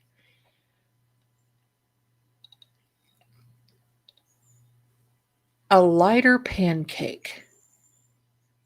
You can actually eat it. I eat mine with butter and sometimes jam. If I have a roast, like a Sunday roast, and to me, a Sunday roast is not just beef, it can be chicken, it can be whatever, but you roast it. And if I have gravy, the reason I love Thanksgiving is forget the turkey. I like the mashed potatoes, the gravy, the stuffing. I don't like stuffing, I eat dressing. The dressing, but I make Yorkshire pudding. Fix a plate, and then I make my famous green beans. Oh, I'll show you the green beans. Fresh green beans, mushrooms, they're wonderful. Then I make those and give me all of that, put some gravy on it. It's Thanksgiving. We don't eat turkey. I don't like turkey. We don't eat it. So I don't even know what we're going to have this year. Probably a crown rib roast. It wasn't Hellraiser. The Prophecy. Thank you, Kansas City Granny. Melody, thank you for being a member, you darling. Thank you. Ask my family in Spokane if they know my jingle. Banner fuel, banner fuel. If you need some heat, call on banner fuel. That was it. I sang the banner fuel jingle, and it's still playing. Da da da da da da da da da. It plays like a 40s music. Da da da da da da da da da da. Banner fuel on 122 Helena. Banner fuel. And then you heard this little sing at the end. That was it. That's my claim. And I was dumb and never got royalty. Can you imagine? I sang that 40 years ago. Let me see. Severance. That's the one. Thank you, Jack. That Severance was the Christopher Walken one. Absolutely. Absolutely. Here we go. What foundation do I use? Because my face always looks flawless and beautiful. I'll tell you what I do. I don't know. Because this is what I do. And I learned this a long time ago because I was a esthetician years ago, was licensed in Virginia when my husband was out to sea. I went to school in Jacksonville, Florida. Then we got ordered up to Virginia. I made more money on the psychic line than I did. I did it to be respectful because the other officers' wives were teachers and, doctors, lawyers, and, all this other credentialed. And then there I am, this psychic that blew everybody's mind. So I thought, so I went to school. I went to nail school and I went to esthetician school. I learned a long time ago that no matter how old you are, And when I see these makeup things, I got to tell you, when I see these makeup videos where these ladies are taking their stuff and doing this, pump, pump, pump, and doing this, pump, pump, pump, doing this, pump, I feel like my soul is about to leave my body when I see that, because I am a firm believer in Pond's cold cream, Pond's makeup remover, and Merle Norman cleansing cream in the big pink jar. And you just need a little bit when you're done cleansing. You just need a little bit and you put it on. It's wonderful. I have a guava, I do the guava thing. I have to. Hello, puppet. But I learned a long time ago that we as women, no matter how old we are, we put too much stuff on our face. They didn't do that in the 1940s and the 1950s. Pardon me. So what I do, this is the best palette that you will ever have. You can mix your lip colors, you mix your, whatever. And I'm going to show you what I do.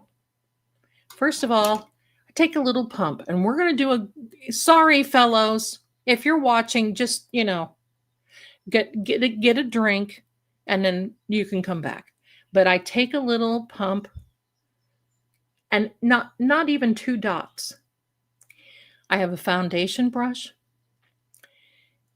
and sometimes I'll just slightly, not hold it under the faucet, but just maybe put a little bit of water in the sink, and if it splashes, just take a couple of drops of water, tap that brush on my hand, and then when I feel it's almost dry, you tap it into the foundation, and you just tap it. Rubbing is not good. Your fingers are great tools for blending, but not rubbing. Look, you take that brush and you tap it, and you load that brush. You start in the middle, because this is where we as women lose color. Right up in here, not back in here. You do not need a whole face of heavy foundation and a whole. So what you do is you start right here, tap, tap, tap on the forehead, and then you feather it out this way. Now, I'm going to show you how I put. Here we go. Ready? Help, I'm haunted. And I'm haunted makeup tips. Here we go.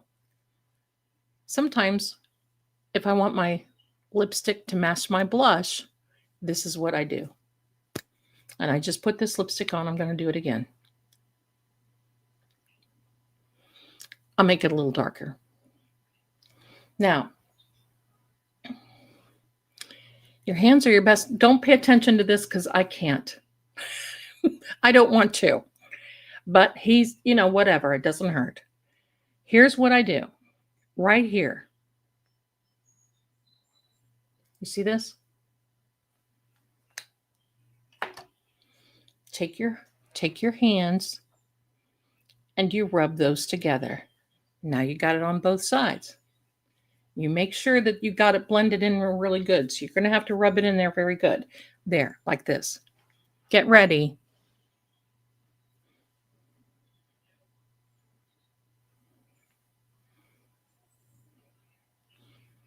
Look at what that did.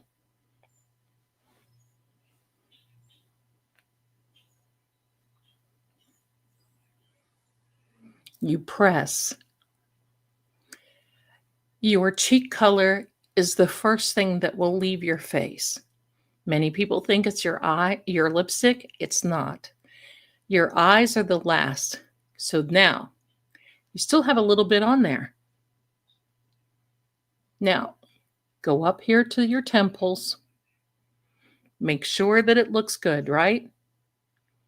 Now, you want to look healthy, because if you don't put color and contour on your face, especially when you get my age, your face will look flat. So, got a little color left. Kind of rock it on your nose. There. Put a little bit there, a little bit on the chin, and push that in. And you're done. You're done. Now my glasses are hosed, but you're done.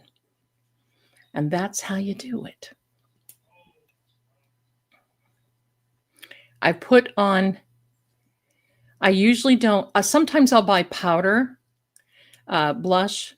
And if I'm going out somewhere like speaking or something, I'll do the lipstick trick.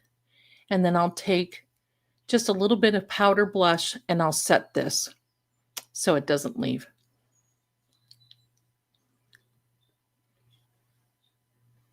See?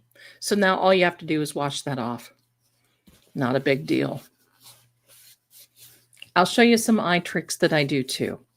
Just take, it used to be that I put my makeup on Lord and I looked good, but you know, you get to a certain age that, hello, I don't want to do that stuff anymore. So I hope that helps. Let's go. I'm actually, I want to find out. Hold on. I think that Christopher Walken thing was about a brother. Hold on.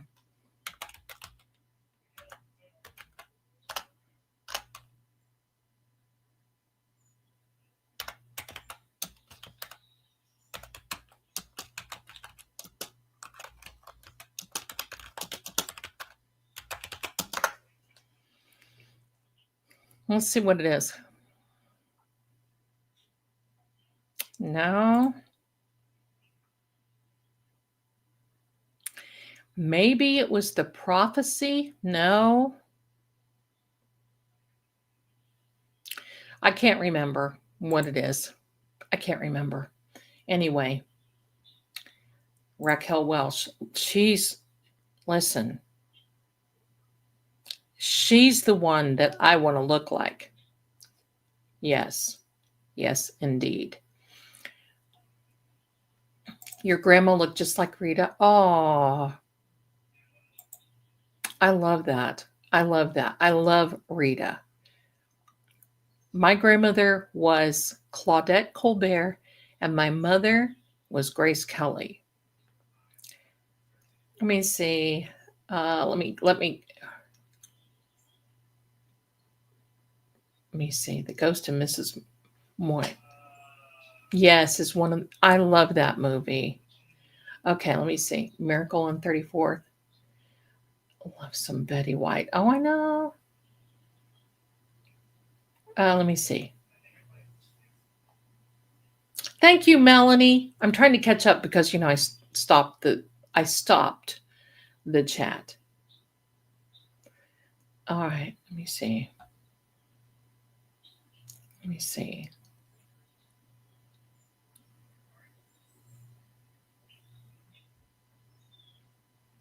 Thank you, Green-Eyed Southern Girl. Severance is the show. Yes. Oh, I like that show. And I saw that Mark Betterow watched that. And you want to know who I would date? You want to know who I would admit? I'll admit this. Better Call Saul. Saul Goodman. Jimmy. Bob Odenkirk on Twix. See, a long time ago, I used to be on Twix a lot. And during that Saul Goodman, the Breaking Bad Saul Goodman stuff, I would talk to him. And there's a segment on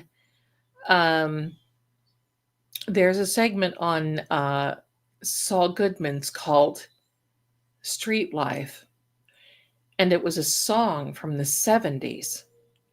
And I about flipped when they played that. And Jimmy was walking through this parking lot. And you could hear this, oh, yes, the street life. Because there's no place I can go. Street life. It's the only life I know. Street life. You can run away from time. Street life for a nickel and a dime. And I would tell him, and he would always put that clip in there for me. Always, always. I loved it. When a stranger calls, listen. I sit there. Now, listen, when we're done, I'm going to be sitting in my room watching America, the Fear Fest on America Movie Classics, Turner Clues, Turner Classics. What is it? TMC, Turner Movie Classics. I will watch that too.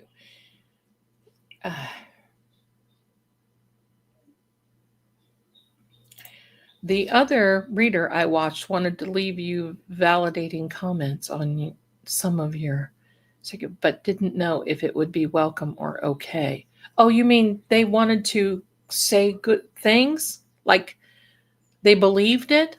Or you wanted to? I mean, look, I welcome everybody as long as they're respectful. And you can disagree with me, but don't be ugly about it. And then if you disagree with me, don't go into everybody's don't go into everybody else's channel and complain. Do it to my face or don't do it at all. And that's just kind of how it is. Me and My Brother, Zelda, that's the movie. Was it? It's creepy. It's a creepy, well, now I have to look again. Christopher. Can I spell Christopher? Yes.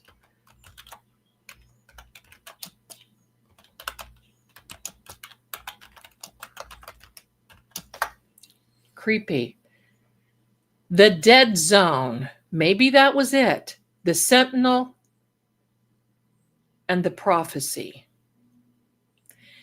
But did you not love him in Sleepy Hollow? So I think it was the Dead Zone. I think it was the Dead Zone. Let me see. There you go. Why do you... Lady Zelda, I will answer this, okay? Why do I feel there are so much fighting fallout within the LawTubers right now? Later on, can you please check to see if my membership is okay on your side? What side are you on right now? Because the side I am looking at this question on, I don't know. I don't know what side this is on. But you're green when I see you. So, okay. I'm going to tell you what I think.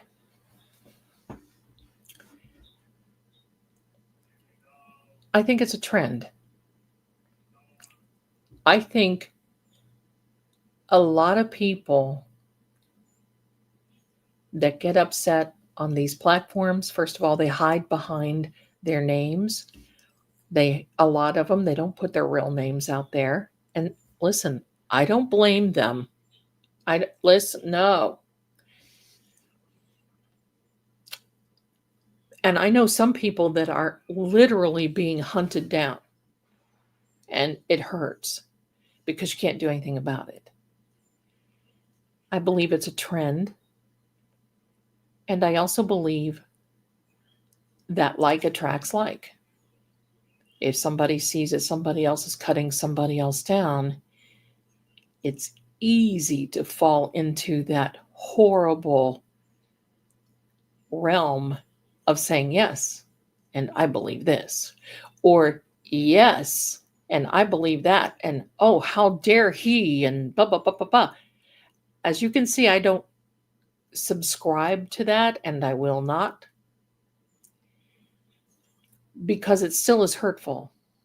And people believe that they have to defend themselves, and I believe you should to a certain extent. But I also believe that sometimes you just should be quiet and walk away and not say anything. One thing that my grandmother used to say, and pardon the professional French,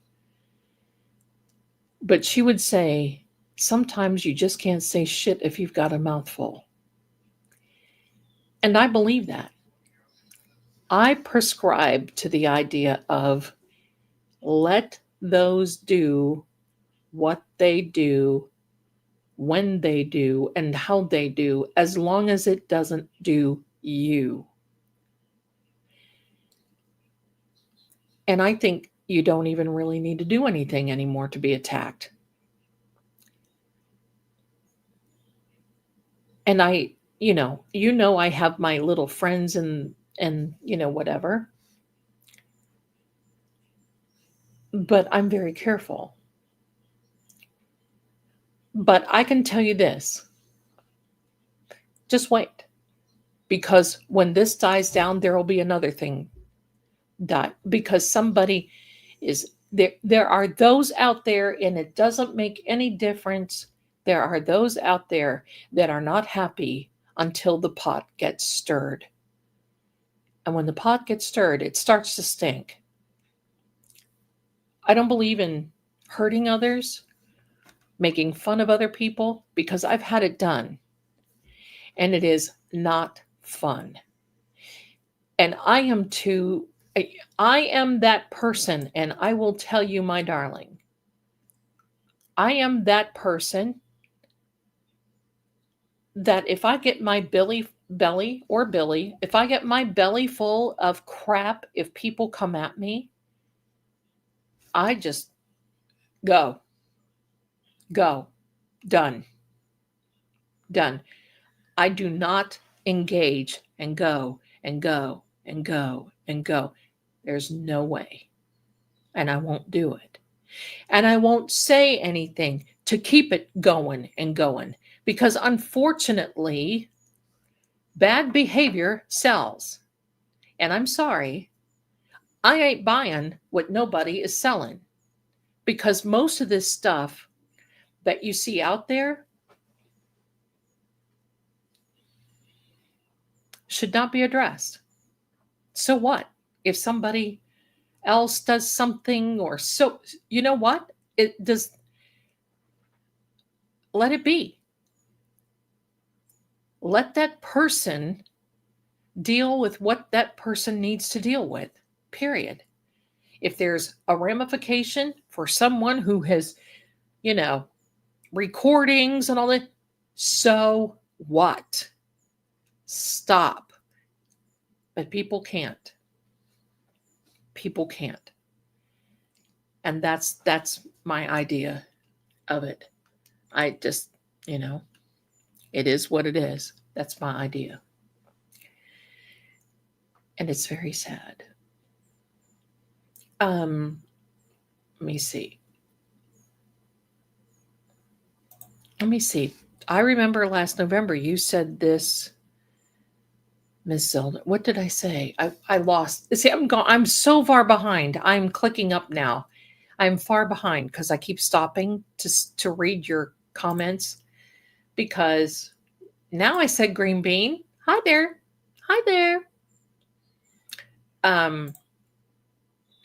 So let me cobalt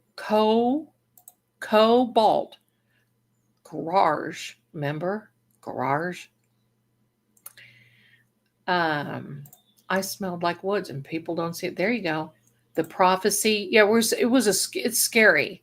I think it's the dead zone that I'm talking about. I love the big bands too. I keep looking through there. Let me just catch up. If I don't answer you, I'm sorry. I have to catch up in here.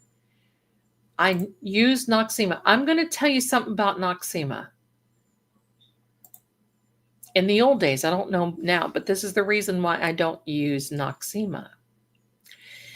If you have fingernail polish on, if you use a cotton swab on to put,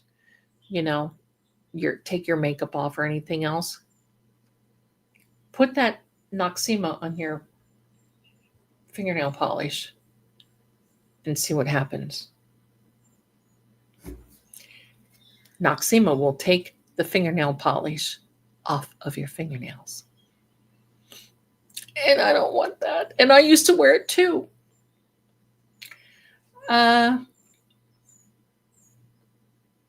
Okay. I guess I'm getting to the point where you guys watch me put blush on. From a dude, I started looking at the hands. There you go. Thank you, my darlings. You guys are so wonderful. The haunted makeup tips with Zelda. You do not want to be looking like you could haunt someone. You don't want that. I love mineral powder. I do too, because I'm going to tell you this. In the summer, I have to wear powder foundation because it's too heavy with, heat and everything else. And in the winter, like fall and winter, I'll wear a little bit of the liquid. I'll show you an eyebrow trick when the time comes, and you'll never go back. You never go back. I would love that. Aw, thank you, my darlings. I just been around for a while. I need under eye stuff for puffiness. Honey, I got the worst puffy eyes, and you can't tell because there's a certain way to take care of it. All right, let me see what else is going on. I have to like catch up here. Catch up. Let me see. Thank you so much. You guys are wonderful. I'm a new member. Thank you, Schwartz 12. Thank you, my darling, for being here. You're gonna love it. We mark safe against scary trick-or-treaters. We do. Raquel Welch was gorgeous. She would be my spirit animal. I wanted to be like her. In fact, I used to wear her wigs all the time. Let me see. I'm catching up a little bit. I'm kind of flying through because I stopped to do the makeup thing. Sue, my darling, I found you recently and now I watch all your videos. What a refreshing it is to see you fresh, honest, and kind. Thank you. Thank you very much. I don't believe in hurting people just because you can. That's ugly. And you know what? I'm just going to come out. Can I come out and say it? Yes, it's my channel. I am going to come out and say it. If you hurt people just because you can, it's evil. I believe it's evil to hurt people just because you can, to the point where they feel so upset. Shame on you. It's evil to hurt people. And watch, crap will come back to haunt in other ways you just don't even know. But it will definitely distract you and take your mind off of hurting somebody just because you can. That's how it works. Debbie, the reader wanted to leave the messages. I told her that as long as she's respectful, it'll be okay. You're both getting very small. Hey, welcome her with open arms. If she watches, that's wonderful. If she, I welcome everybody. If they want to come in, as long as people, I'm a reader and you're doing this wrong, to each his own, right? To each his own. But there's a way you can say it. There's a way you can say it. Oh my gosh, Borderline. Oh my God, my oldest friend lives in Palm Springs. I saw that Borderline, and remember that Madonna song? That reminded me of, what was that song?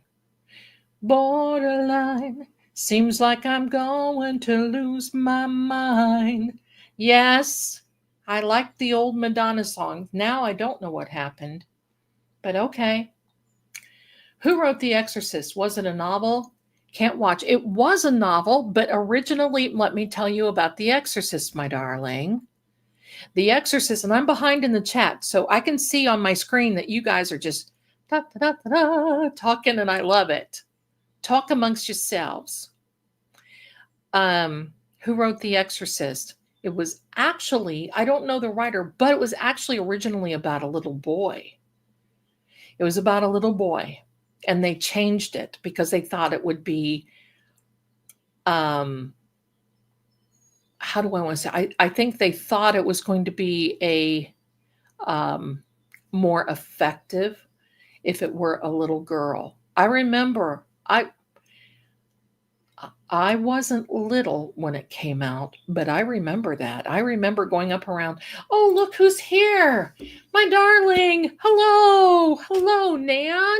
Welcome into the channel. Happy Halloween to you, my darling. Welcome. I hope you're ready with your kids. Do you go trick-or-treating and all that? I love it. If you want to come in, let me know.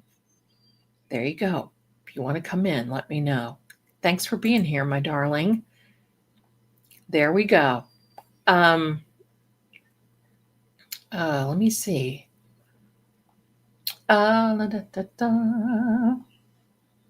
Welcome always. Need my nail pot, right? And listen, I was doing my nails today. I got to tell you about this because I'm into this clean mode. When Karen Reed's trial was on, bless her heart, we were all just glued. And I was glued here because, I'm putting out content and watching the trial at the same time. And one day it was kind of like, oh, heck, my bathrooms are starting to look like a crime scene. Not really, but I'm picky about kitchen and bathroom. It's called, when you clean house, it's called the wet work. And I have cleaned so much, and I don't use chemicals when I'm cleaning at all. No bleach, no nothing like that in the house. This one fingernail is starting to split right down the middle. So I'm having to put an overlay on this nail, and I got caught behind on doing things today. And I did not get to paint. Tomorrow they will be painted. Micellar water, that is actually very true. It's wonderful. That, and there is a diluted witch hazel, hello, for the witches. The witch hazel is very, very good as well. I use that sometimes as a toner.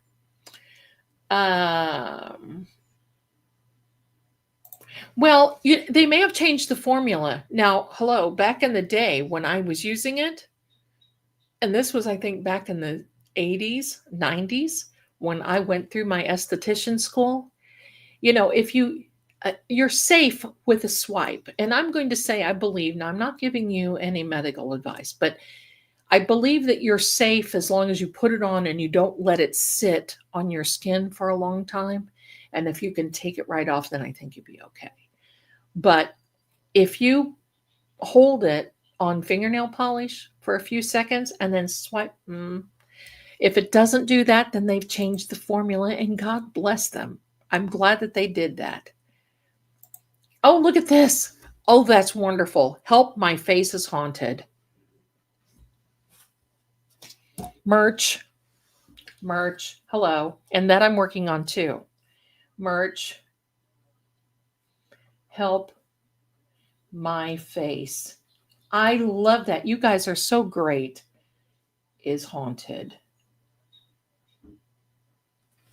Yeah. There you go. I love it. I believe I'm scared of the exorcism of Emily Rose. You know what movie I watched the other night was Rosemary's Baby. Now, there's a backstory to Rosemary's Baby based on true events, supposedly, allegedly. Now, I don't know. But anyway, let me tell you the Goodmans are here. Welcome, my darlings. Welcome. Hi, so good. I cannot even speak. So glad to see you. I was going to say glad and good at the same time. It came out glad. So it's very glad to see you. There you are, my darling. Glad. Tammy, hi everyone. Oh, I love that you love the channel. Thank you. Go on with your good self. That's right. Let me see. I do too. Michael Jackson. And listen, at any time during this time of year, you could probably peek through my window and see me, dun, dun, doing the Michael Jackson Thriller thing. Yes, I can dance along with that. Yes. You keep on pushing my love over the board. Green Eyes, you are my darling. Exorcist was partially filmed at your Really? I don't even know what campus was that, my darling. I think you told me, but I don't know. I think you told me, but I don't know. And I found my blonde pictures. So the next time you want to come on, I'll show you my blonde pictures. You guys will freak out. I look completely different. Thank you, Mitchell's coming up. William Peter Blatty? Is that Blady? Blatty? Is that how you say it? Yes, I love Halloween. I'm so glad that you do too, honey. I'm so glad that you do. Let me see. Nan, you're welcome to pop in, my darling, if you like. Fordham University. Nice. That's wild. Now, The Exorcist, the one, who is he really related to? That should be a trivia question. Well, now I have to.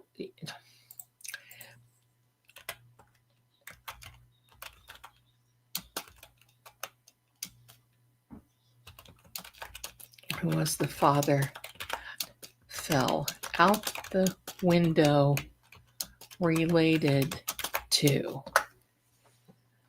He is related to uh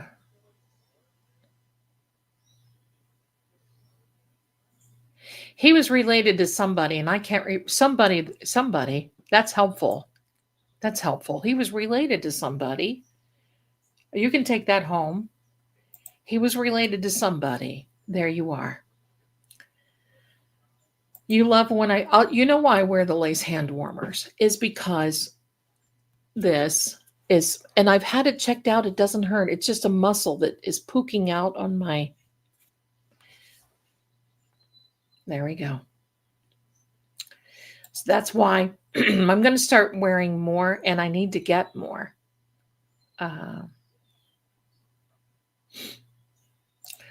Oh, the vamp and night. Yes. There's a girl on YouTube that does vintage nail. I bet she could tell you. She could tell you. Let me see. I will need merch with a little decal on the front left and big decision. Yes, yes. Well, I've worked on the mushroom for Manifestation Mushroom Monday for all of us. Those are going to be really cute, but I have to get those approved. But yes, I'm going to be doing that. Let me see. I'm blazing through right now because I have an exorcist story that I want to tell you. I love this. I love this. Nan, do you have any haunted magical makeup tips for us? Come on with Zelda. I love it. I love it. The demon manifested as his mother in The Exorcist. There was something about, I believe it was the father in real life, the father that went out the window, was related to someone else. I cannot remember who that is. I cannot remember. Hello. Kitty bedtime. Well, bless you, Nan, anytime you want to. Bless you, bless you, bless you. Thank you. Oh, wait a minute. Hold on. Zelda, is a carpal tunnel in your hand? Is it sore? It's not carpal tunnel syndrome. I had a release in this right here. This is from old age. I admit it. And it's from using my hands so much. My grandmother had this too. It's just muscle. Now, I could probably have it removed, but since I use my hands so much and put the hands on camera, I'm kind of weirded out about it. So I'm just going to wear the lace gloves and call it a century. That's what I'm going to do. All right. But Nan, thank you. You are welcome to be here and listen because we love you, my darling. Happy Halloween, Bad to the Bone. I see you on the Talkie Tick all the time. I really enjoy that. Thank you. And you might want to go over there. And if you're on Talkie Tick, follow Bad to the Bone over there. Happy Halloween, Paranormal. There you go. The priest was that manifested as his mother. Yeah, in the movie, but I'm talking in real life. There was another actor, I think. There was another actor. I'm not sure. I'll have to look that out. We'll look at it tomorrow. I love the lace glove. Thank you so much. I need some more fall colors. I need some more different. I need some more different. The language you can learn on this channel is amazing. Be here because you will learn how to speak. Okay. Sometimes I get like that, my darlings. I get excited. I'm reading everything and hello. I've got to go about the story that in sick. Oh, honey, there you go. I'm sorry. Now, are you voting in the poll? Remember the who's winning? Which stories are winning in the poll? Run is winning in my channel on True Oracle. It is the St. Augustine. It's the St. Augustine one. You guys are wonderful.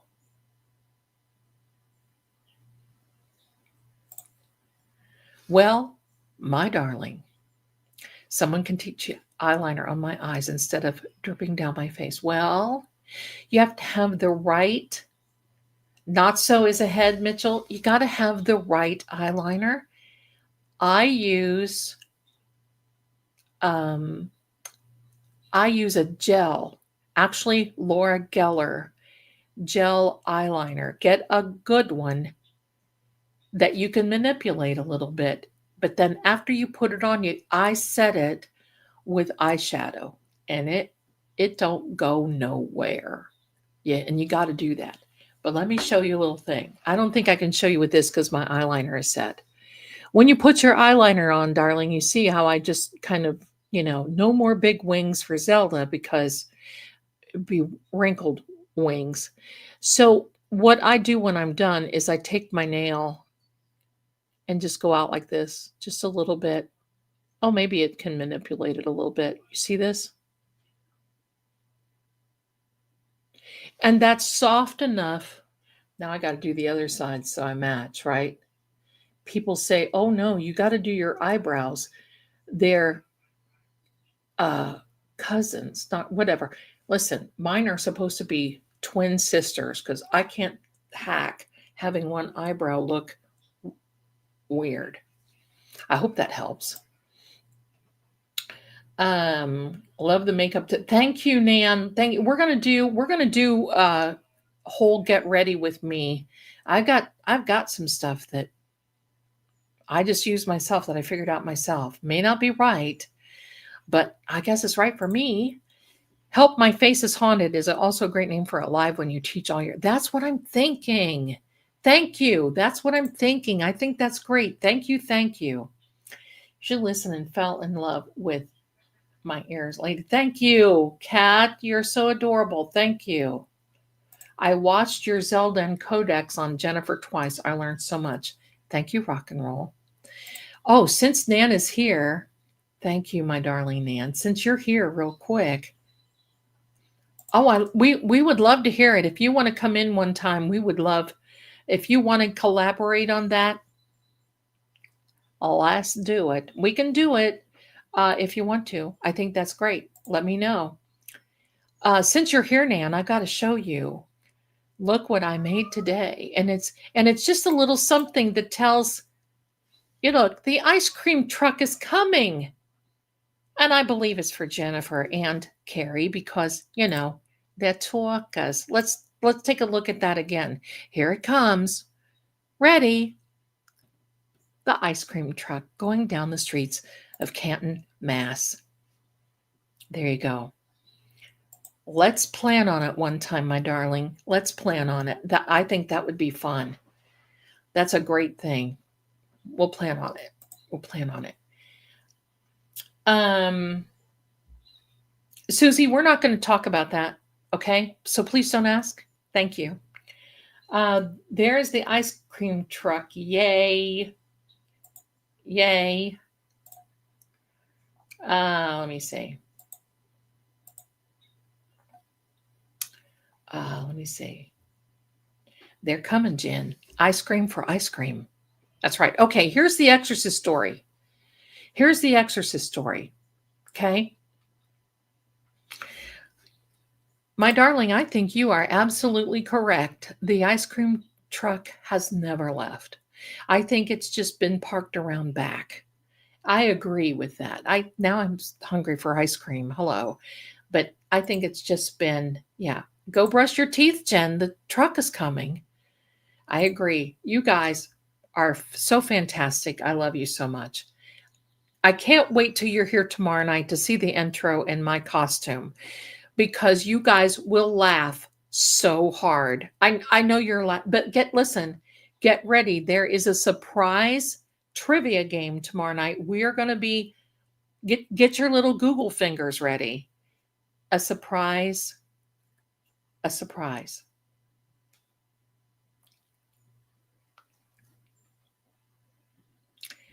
Trivia tomorrow, Halloween. I can't wait. Seriously, I cannot wait. I've got a couple of readings to do in the morning, and then I'm going to do some content, and then it's us. It's going to be a surprise. And when you see this, you guys are going to go, oh my gosh, Zelda. You're going to love it. 7 p.m. tomorrow, 7 p.m. tomorrow night. And we're just going to go until I'm going to probably tell some ghost stories and I'm going to make a snack that my son loves and I'm going to share that with you too. And it's just, it's just going to be a lot of fun. I don't get kids here because I live in a college district. So I guess I'm the only one's going to eat any candy. And yes, I had some candy corn. Why? But I'm one of these people that I have to eat the tip off first, and then I eat the yellow part. I don't like the chocolate ones. I eat the yellow and then the little mellow cream pumpkins. I never eat that stuff. It's this time of year. The mellow cream pumpkins, I have to bite the green part of the stem off first. I'm not difficult. There's just some things that I like. Carrie wants to know if I'm dressing up as an ice cream truck driver. I'm not telling. I know something that you don't. How do I eat my Kit Kats? When I do eat a Kit Kat, because I have to stave off of that stuff because I like candy. So I don't get it because I like it. It would be gone. But if I do get a Kit Kat, you break it into, and then you bite off the top little layer. And you have to do it strategically enough that the whole layer comes like in one, can't break. And that's how I eat a Kit Kat. So there you are. Let me see. Candy corn with salted cashews. That's a new one. There you go. Layer by layer. That's it. Have to do it layer by layer. How about an exorcist story? We're here for haunted. Nan is my spirit goddess. I wanted to go to law school, and I started at Old Dominion University in Virginia, and I ended up getting my doctorate in metaphysical sciences. Talk about the opposite end of the spectrum. And now I want to go back to get my doctorate, and I'm $800 and a few credits away. What will that do? I don't know. That and a Kit Kat will buy me whatever, right? So, but I've always been one of these that I love to learn. It's not so much for me that I have to be credentialed, because technically I am doctor, but I studied metaphysical sciences with a minor in theology. And then I decided what they were teaching the profs that were teaching the theology didn't ring true with what the word said. So that kind of went shloosh. All right. Here is the exorcist story.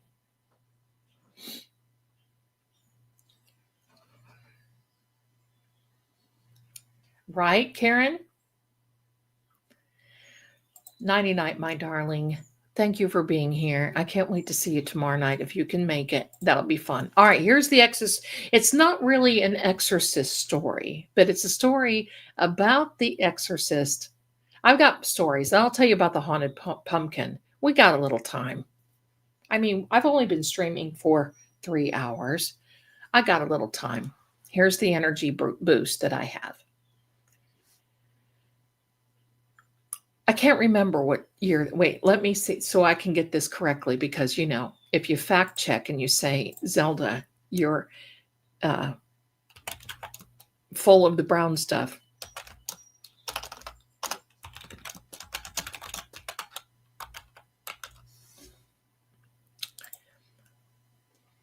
Okay. The Exorcist came out the day after Christmas, December 26th. I thought it so because I remember the Christmas decorations around the theaters and around where they were. In 1973, I was 13. Do the math. I know you will. We had to go to Cleveland, Cleveland, Ohio for something. And we went up to see family. There were lines around these theaters because, back in those days, you didn't have the theaters in the malls. You had the theaters that looked like they were a street front.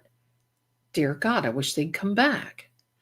So it was these lines, and it was cold. The lines, and the nuns. Seriously, the nuns. Now, quite frankly, I did not see The Exorcist until 3 years ago, this time. Had no reason to see it. But I thought, you know what? Hey, how can I be? Hello, I have to see The Exorcist. And by the way, the Conjuring House is being auctioned off tomorrow. We need to talk about that too. And if there is a feed on the Conjuring House, I will stream it here. But I think Jason Hawes is doing it. And that's another story. All right. Jason Hawes wanted me to mention that. And I asked him, I said, I will mention this whole thing if you can come on my channel. I love Jason. He's okay. So he's just busy. So we're in Cleveland, Ohio. I keep saying Tennessee. There is a Cleveland, Tennessee. Oh, the auction is canceled again? Oh, yeah, I'm talking about that. No, he did start a GoFundMe for the auction. I don't know what's going on. Okay, I have to figure this out.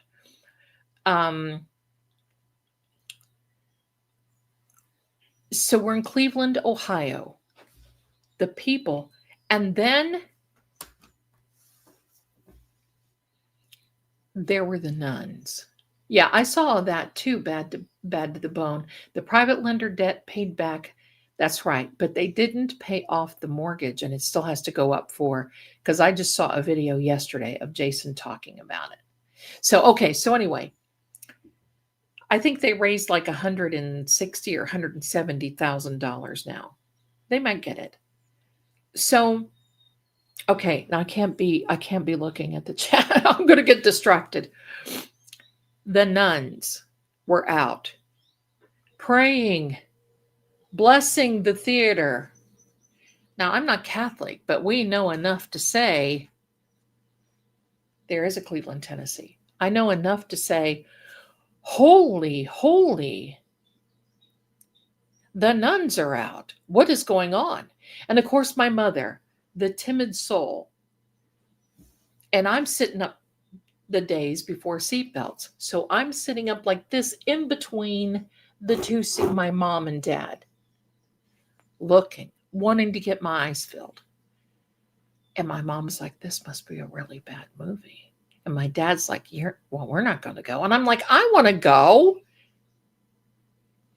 That was the wrong thing to say. And he said, well, we're not going to go see this. I'm like, why? What's it about?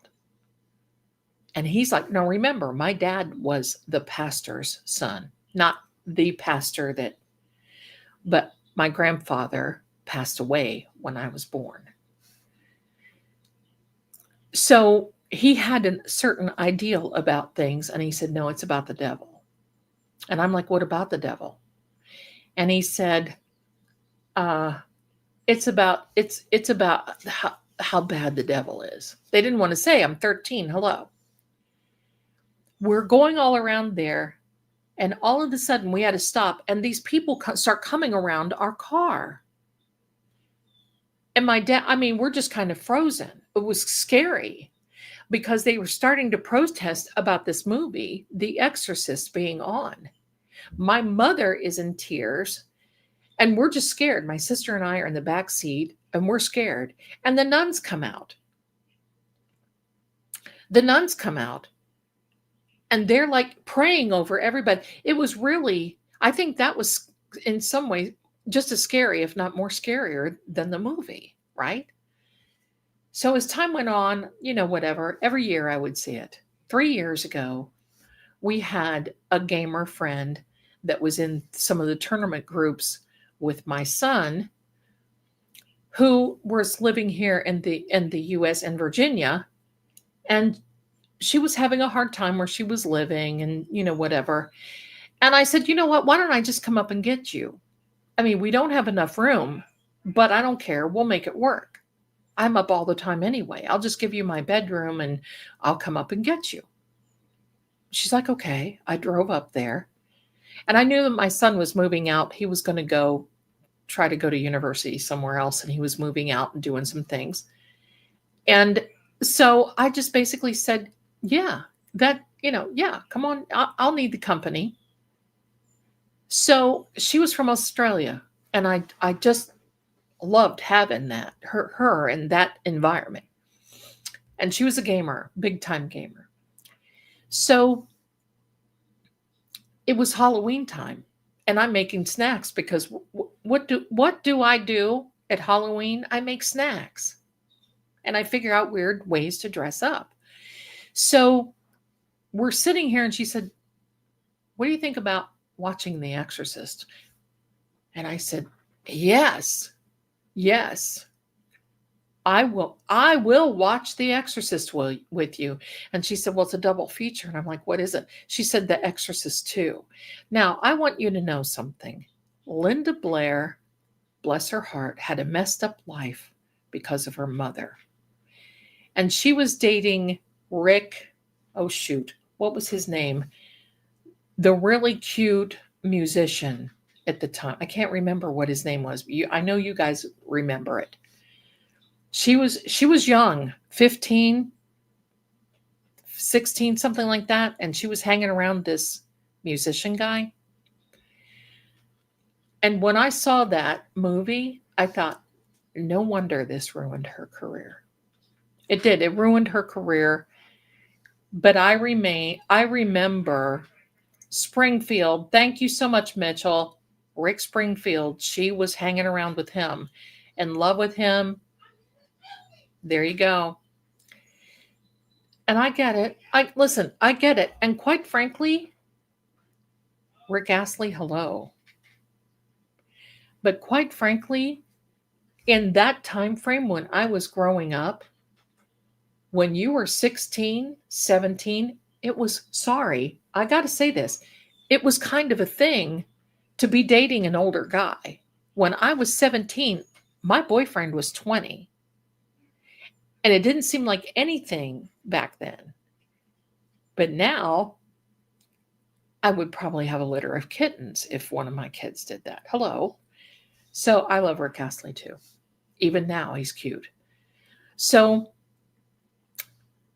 we watch The Exorcist, and you could see that there were some painful moments for Ellen Bernstein, I think is her name, who played her mother. But there were painful moments for Linda Blair. And then she made the other movie, and she's tried to make some movies, and it just, that was it. That was it for her. That was her named fame. Except, now we're going to fast forward a few years. when Linda Blair was on um, uh, the scariest places on earth, I think that's the name of it, where you would have families go and they would have that little Zelda, what was her name from the Poltergeist, Zelda Rubinstein, run to the light, Carol Ann. You remember her. That Zelda, the Zelda that, you know,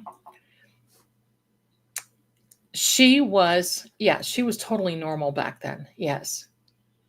And so she was on the scariest places on earth. Thank you, Weird Debbie. The scariest places on earth. And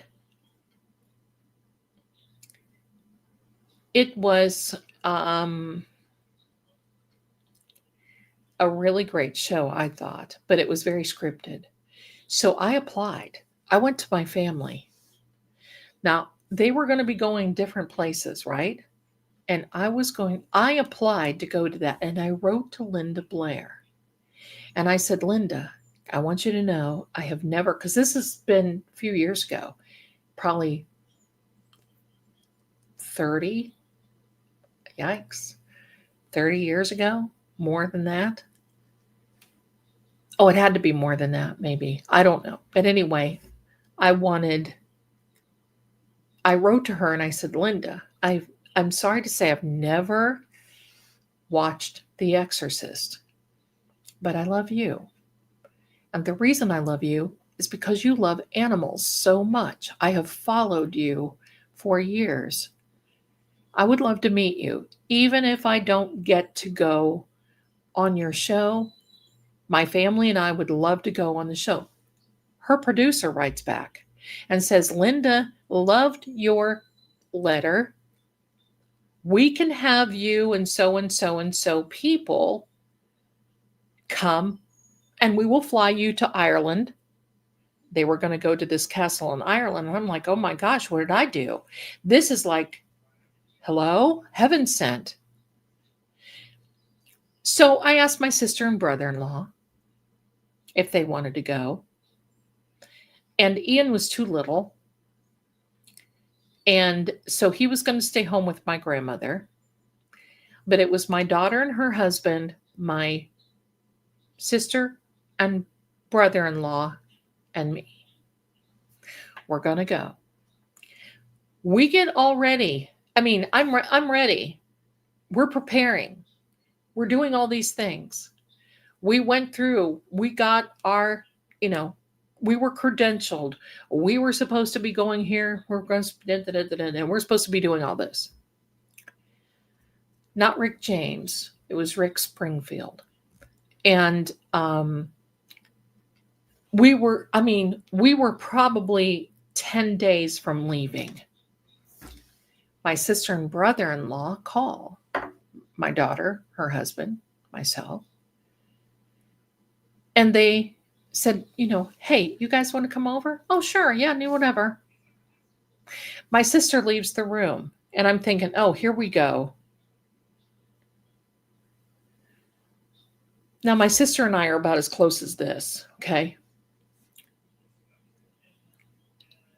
The brother-in-law stays out in the kitchen and he goes, listen, there's something I got to tell you. Oh, and I'm sitting here. Oh, here we go. Yeah, he says, your sister's decided she doesn't want to go. And I said, she can't do that. The flights are already paid for. We've already signed the paper. He said, yeah, she's just not going to go. I said, do you want to get sued? We have committed to go to this. We've committed to go to this taping. Yeah, she's not going to. She doesn't want to be on a plane that long. I said, what were you thinking? We've been planning this for 3 months minimum. What did you just think we were going to go tinkle, tinkle, tinkle and just transport over there? What were you thinking? And I was becoming extremely aggressive. Imagine.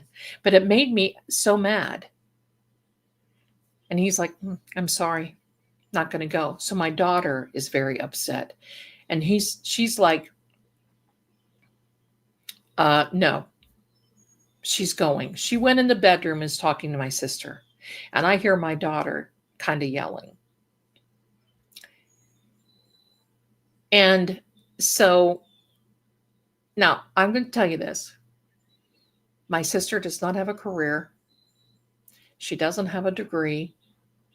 There was no aspiration to do anything. She married my brother-in-law years ago. She's had a little job here and there. And you know what? There's nothing wrong with that at all. But we are probably about as opposite end on the spectrum as you could probably get. She is a homebody. She doesn't believe in a lot of this stuff to a certain degree. And so she just decided she didn't want to go. And she does that a lot. She would do that when we would plan to go out for a dinner, for a steak. All of a sudden, she just didn't want to go. And that was her. It was like she was nailed to her house. To each his own. I was so angry. And I said, we're in breach of a contract. So what do you think is going to happen? I'm going to have to get a lawyer because I'm the one who set this up. And this is with a network. It's not like it's just Fred's Bank on the corner of Walk and Don't Walk. This is a network that we're dealing with, and they went out of their way to arrange this. So I decided to write a letter and American Express it to the network. And then I wrote one to Linda Blair. And Linda Blair wrote back, and she was very kind. No, Snap Sharon. No. She wrote back, and she was very kind. And she said, this happens a lot with families that get cold feet because, you're going into, this was a castle in Ireland that had not been occupied for a long time. And we would have been wearing this equipment, being in rooms alone. And quite frankly, they did script a lot of it, and they would set little booby, so it would scare you. They would do little things to scare you, so you would run out and whatever. But Linda Blair was very kind, and she said, I understand this happens a lot. Maybe someday I can meet you. Maybe this, maybe that. Okay. I was just really happy that she understood. Next thing you know, she doesn't have any anxiety order. She just has this thing. She just doesn't want to do anything. That's it. There's no anxiety. Nothing. If it's pretty much, if I wanted to do it, then, but if it was her idea, that's it. So the reality, my darlings, is that I thought, okay, well, we're golden.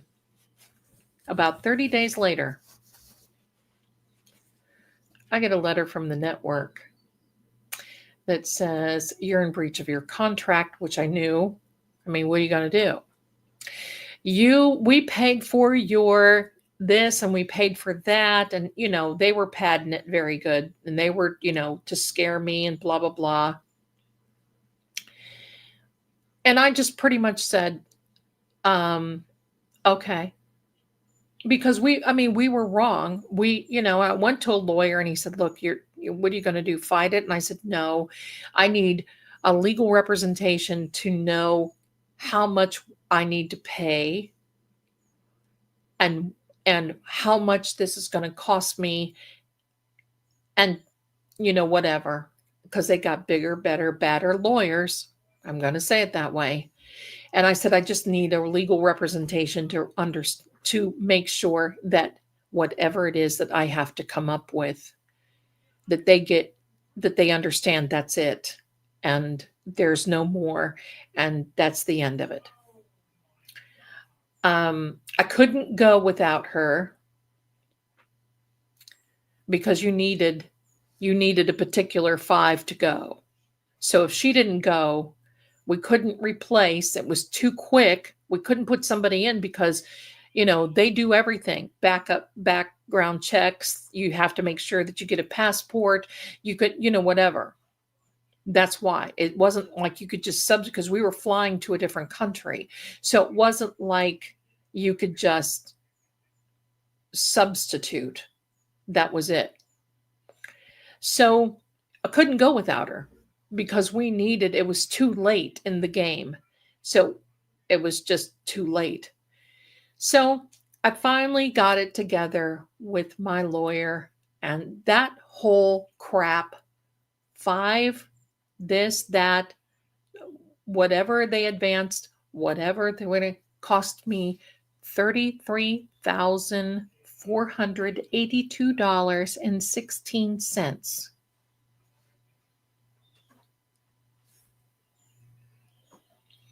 Cheers.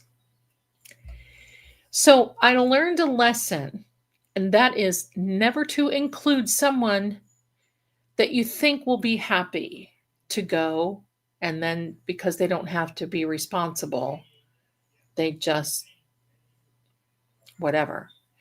So when I told her, because when you figure that it's 5 flights to Ireland, she didn't pay anything.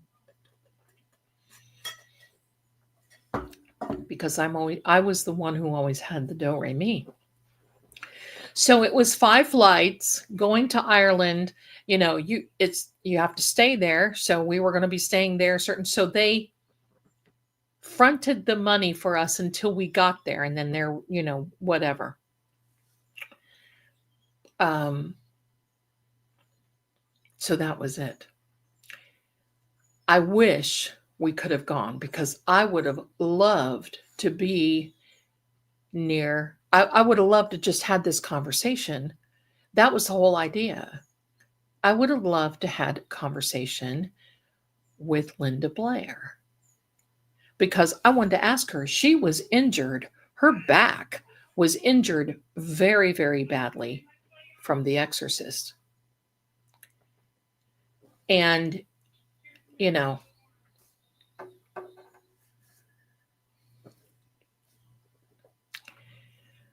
there were, there were issues. She's a half sister, but we grew up together. So it's all right. It's been years ago. It's years ago. The story was really about The Exorcist. I got off on my own personal tangent, which I should not have done. But Ellen did dislocate her shoulder. There were a lot of injuries on that and a lot of hauntings that came from it too. A lot.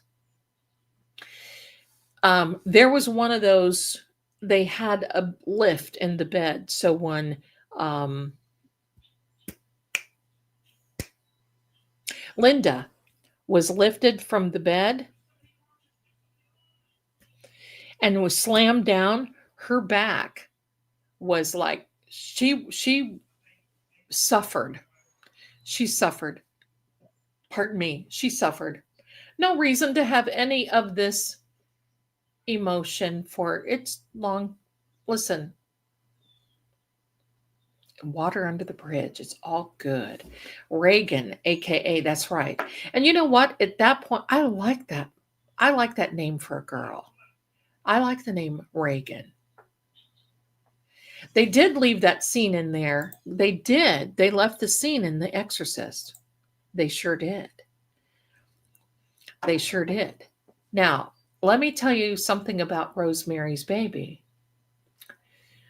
Mia Farrow was married to Frank Sinatra when she now Frank was a heck of a lot older than Mia Farrow. His family didn't like that they got married.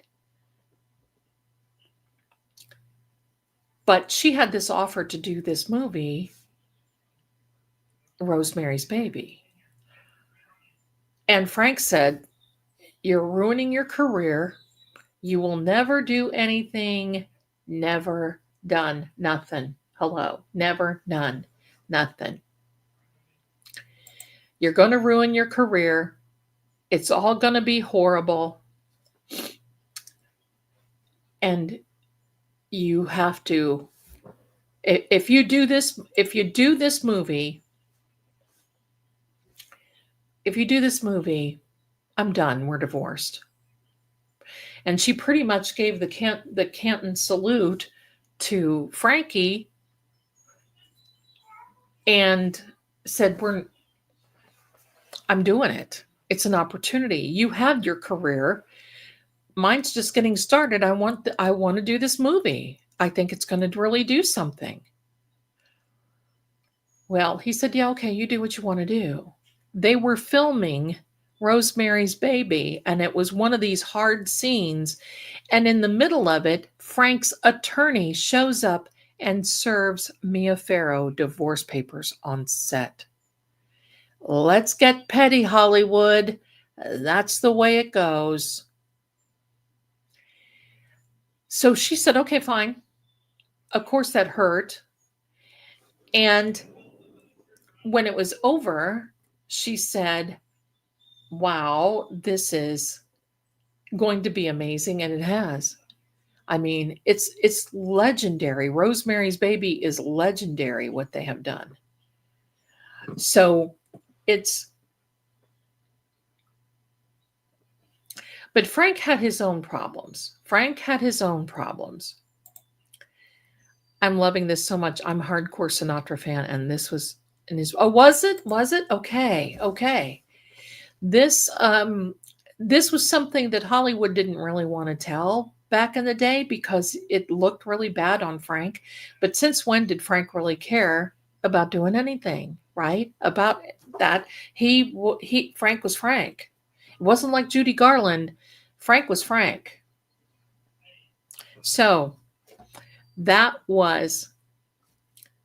he was a hardcore manic depressive, and that is right. And he did not want Mia Farrow to succeed over him, but he was convinced that Rosemary's Baby. Now look, is Rosemary Baby this thing, whatever?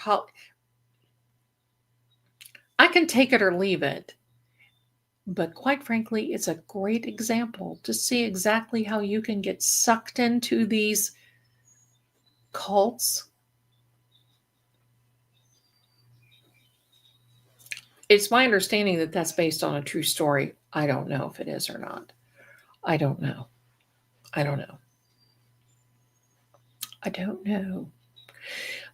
going to tell you about the haunted pumpkin, and then I'm going to say goodnight to you because I've got to work tomorrow, and I know some of you do too. The haunted pumpkin. Ian and I, and Ian has always been hardcore Halloween. Even he came out today earlier when I was making that lunch for Thrashers and said, "Mom, do you have enough to make the snacks tomorrow?" And I said, "I think I do, son. But no. Do we need to go to the store?" I said, "No, I'm not going to go to the store. Whatever. I got enough." "Okay.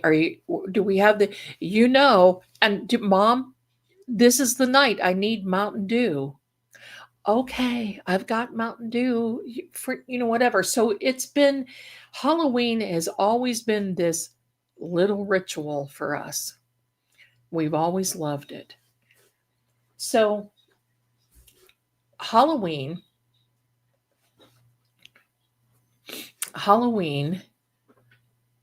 it was about 3 days before. And I told him, I said, "Look, Ian, I don't want to get this big honking pumpkin.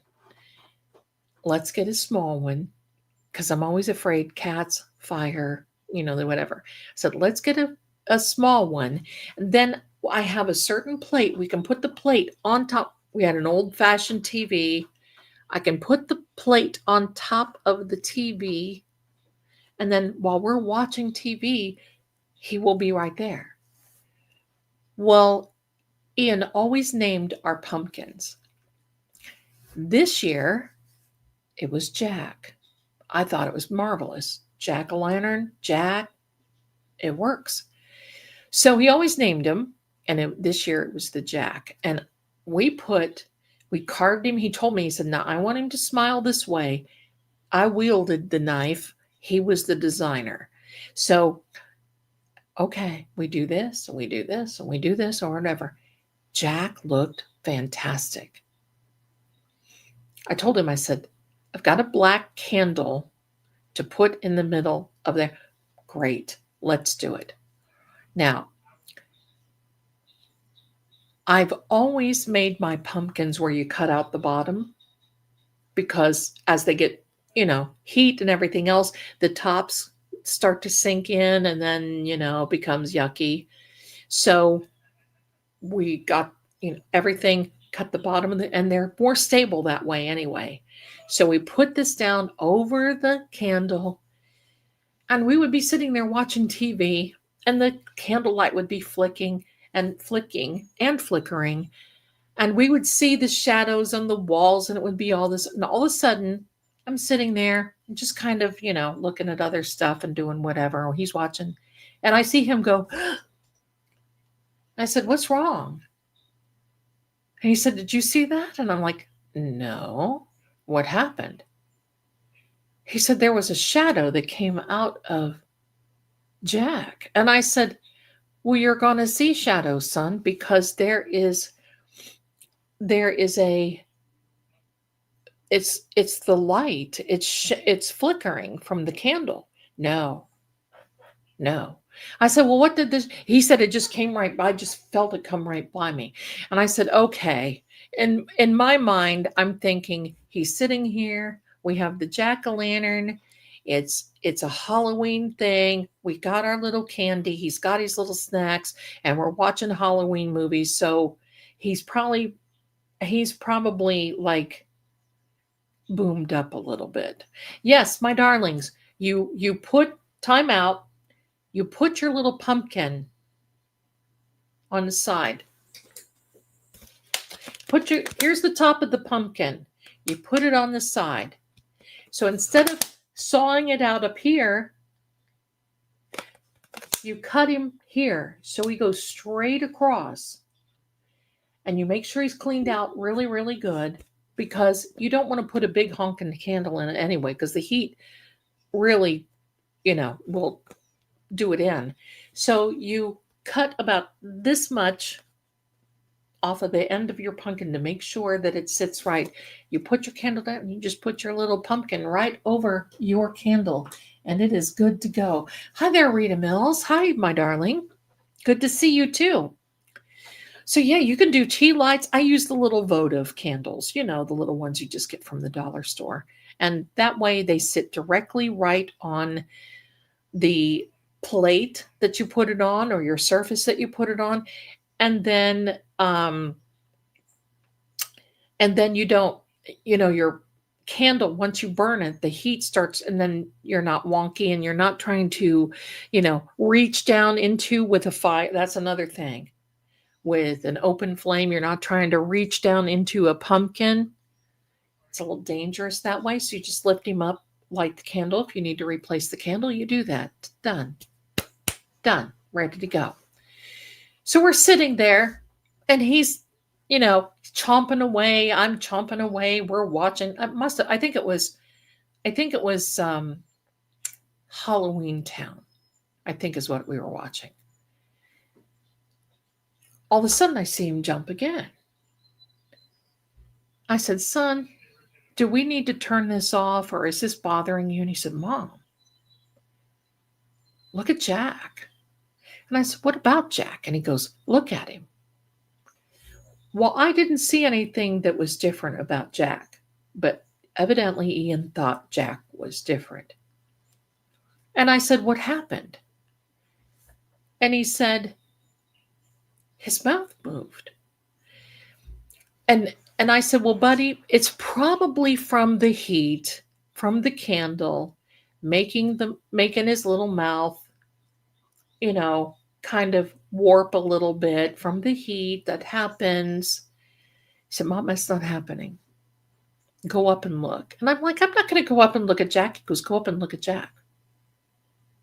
I said, okay. Okay. So I said, okay, so here's the deal. I said, I'm going to do something. I'll be right back. He goes, turn the light on. Okay. Are you leaving the room? I said, I'm just going to the kitchen. So I got a little toothpick. I went over to Jack and I didn't tell Ian.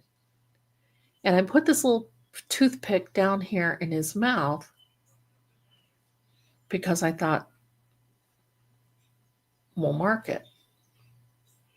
So we're sitting there. I went over and looked. I said, Ian, Jack's okay. We're not going to work. He said, Mom, I'm not going to bed tonight with that pumpkin in here. I said, buddy, Jack is okay. There's nothing wrong with him.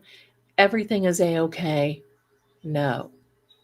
He says, Mom, you got to take Jack outside. Okay, fine. We're sitting there. Finally, things calm down. We're talking, we're laughing over the movie. We're saying, isn't that cute? Blah, blah, blah, blah, blah. And the next thing you know, I see Jack's mouth move. Ian lets out this scream, comes running over to me. And he said, see, I told you. I told you. Now, how I saw it move was this kind of like, and it was the part with the toothpick. Just kind of like, and it was not the toothpick. It was like he was trying to get the toothpick out of his lip. I said, okay, buddy, here's what we're going to do. You sit right here. And I went to the kitchen and got some salt. I put some salt on him and I said, Jack,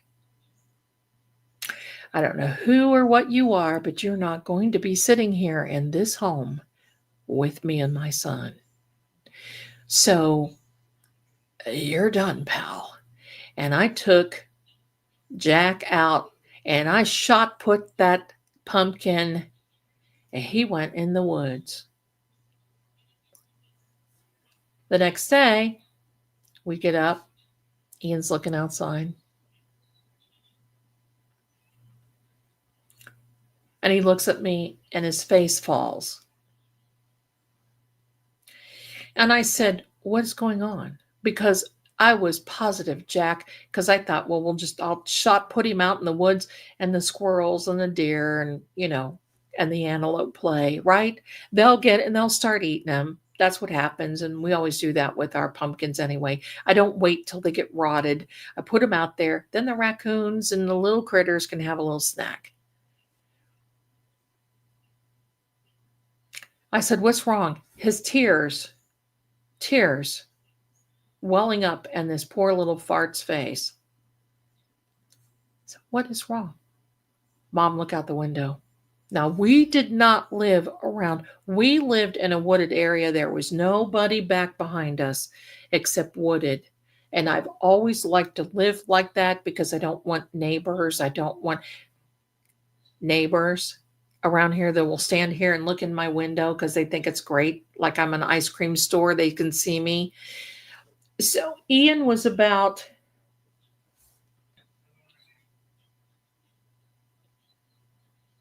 8, something like that, 8. I look out the window and Jack is sitting on a wooden stump facing the house.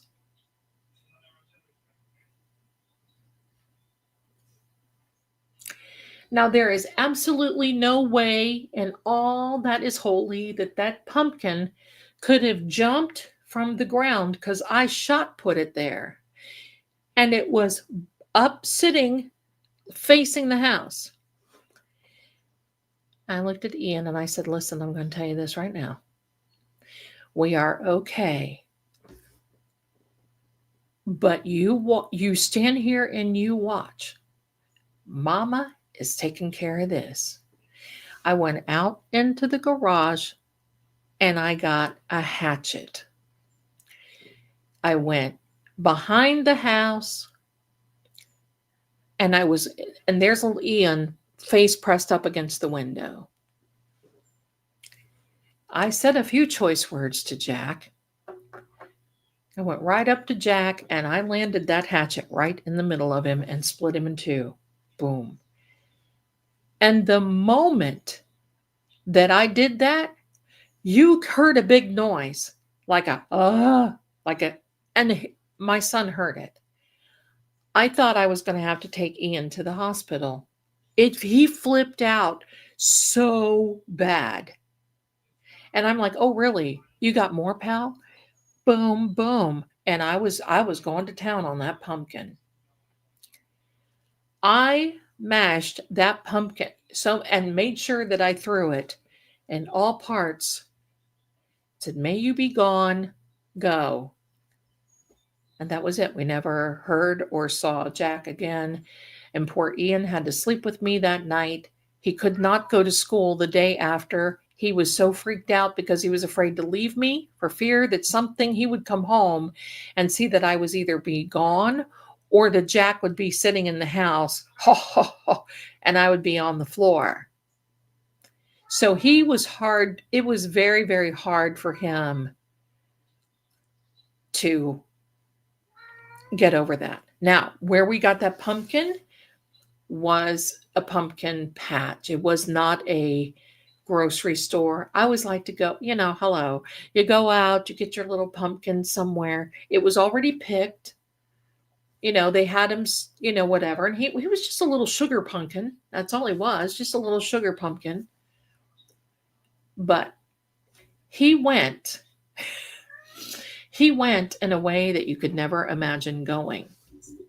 Yes, that was me. But he made my son cry, and you don't do that.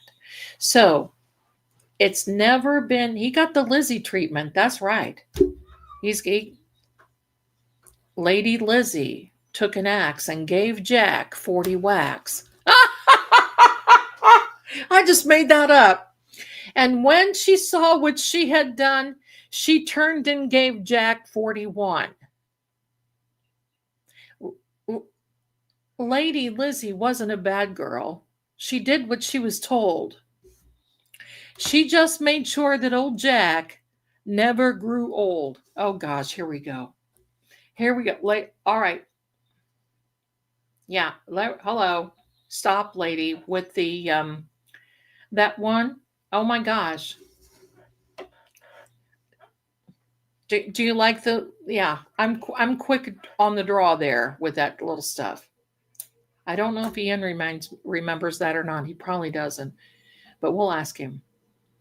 Yeah, I've kind of been this hero. I got to tell you a funny story about Ian. Then we're going to have a drawing. But first of all, I want to thank Just Rubes, my darling, for this super sticker. You're fantastic. Thank you so much. And just give me a second because I had someone else give me an anonymous Venmo. That's very kind of you, darling. Thank you so much. Thank you, guys. You guys are such a good support. I love you guys. You guys are wonderful. Now, poor Ian. See?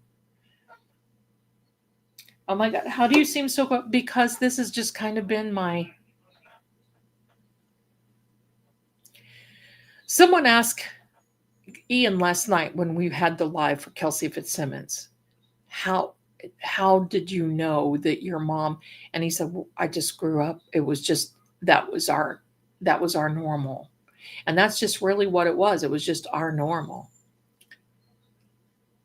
Oh yeah. I mean, can you imagine? Right. Yeah. They probably would have taken him away from me if that would have happened. Yeah. And there were times that he would have his friends over, and it was very hard for Ian because he was born on Christmas Day. So there were not the traditional birthday parties that kids would have in the summers. So I had a half birthday party for him. It was always June 25th, and we would have half hot dogs, half hamburgers, half, half stuff. But it just wasn't really the same. It wasn't, but we didn't. It was okay. It was good. No more pumpkins. We haven't had a pumpkin since. I had a turnip once, and it was the funniest thing in the whole world because Ian doesn't like turnips, and I wanted to fix it, and I thought, no, I'll make a Halloween turnip. Now that was hilarious. He lasted about a day. We didn't even put a candle, but he was our Halloween turnip. But it was sometimes hard on Ian, but he had a slumber party one time, and his buddies wanted to hear ghost stories. And I think I told two ghost stories. Oh, look who's here. I think I told two ghost stories, and those kids were so traumatized that their parents would not let them come back to our house. Look what I have. Potions. Look at his little eyes. Isn't that a gas? I just think that's so funny.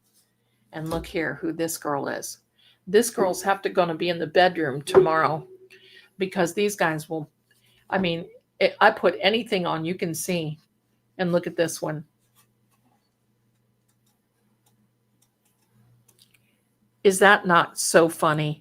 Fortune teller. That's me. These are little bookends. And they're not, they're like plastic stuff. Not ceramic, but they're plastic. It's breakable plastic. But I just love those. I keep them on my desk. Isn't that funny? I got them from Temu. And I think I paid $2 for the set of them. And I thought, oh, these will be good. And I've had them for like 2 years. I love it. So, what was I going to say? Okay. So, yeah, those poor kids, they were never allowed to come back to our house. And I felt bad for Ian. And he's like, Mom, but those stories are so good. And I said, yes, but these are stories that give people nightmares. And you can't expect that. Can't expect that. Petey would, if Ian would let him, but Petey doesn't. They're not allowed in my son's room because he has all of his gaming equipment, and they have a tendency to go in there and lay on his keyboard like this person does with me and lay all around. So he would. Now, Ian, we did get a little hammock looking thing, and he has it on the side of his desk. And sometimes Petey will go in there and he will lay in that hammock and watch him play games. Sometimes on a good day. Other than that, not. All right. I am so sorry. It is late.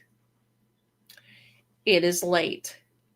I'm sorry I don't know. I'm hearing my son. I don't know what's going on. I don't know if it's on my end or not. If you're the only one, I'm sorry, Sylvia's daughter. Okay. So let's have a drawing. Shall we do that? Let's do. I'm going to do something very easy. What am I going to do?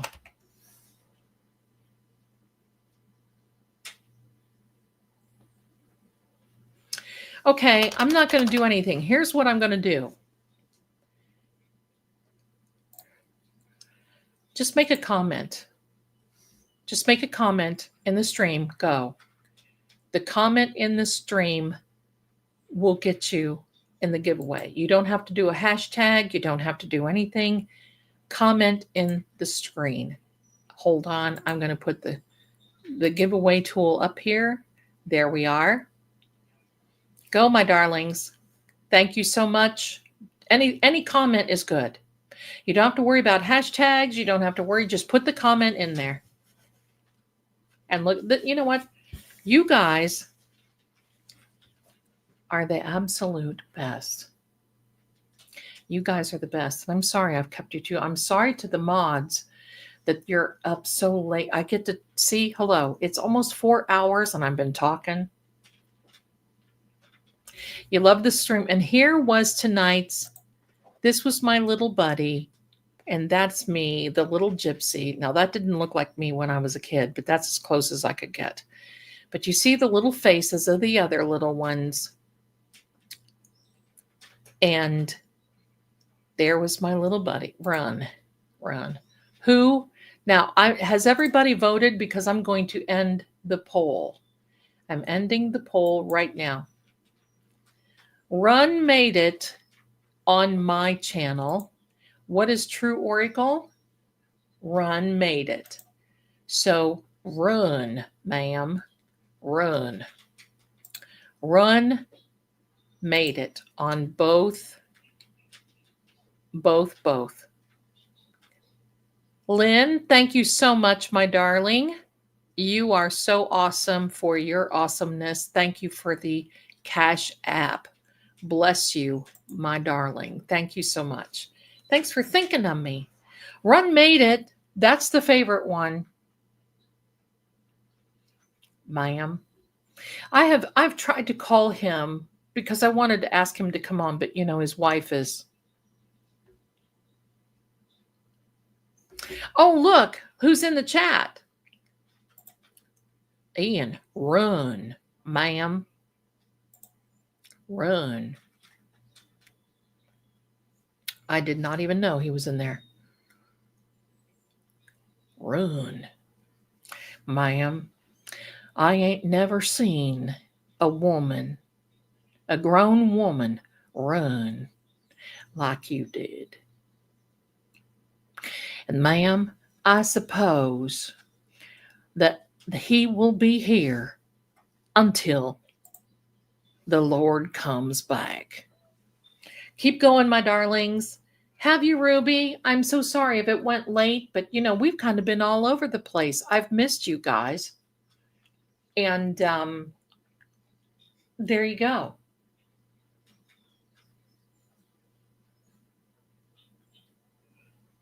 Well, that's okay, Groovy. It's okay. You got something. Let's go. You're welcome, flutist. You're welcome, my darling. I'm hoping you're having a good time. It's good to see you, my darling, you and Jack. Let me see. We've had 51 people. Oh my gosh, that's wonderful.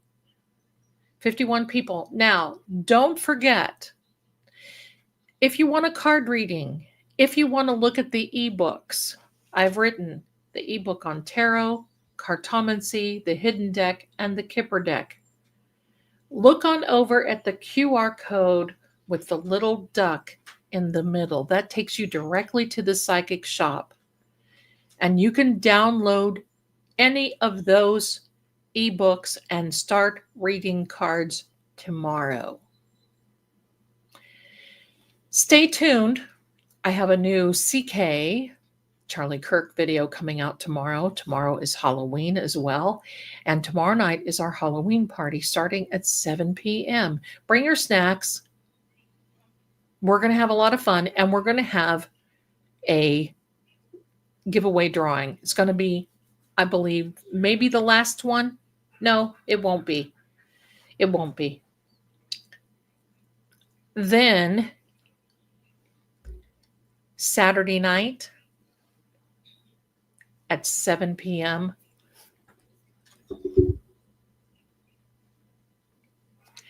I think I know what you mean, Kat. Do you talk without, you mean, do I do a reading without the cards? Yeah, I normally read without cards, but people like to see the cards, and I like to see them too.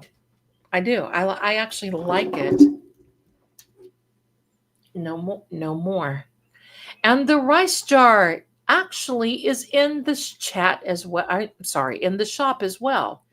There you go. Thank you, Miss Holmes. Thank you, my darling. Thank you. Thank you.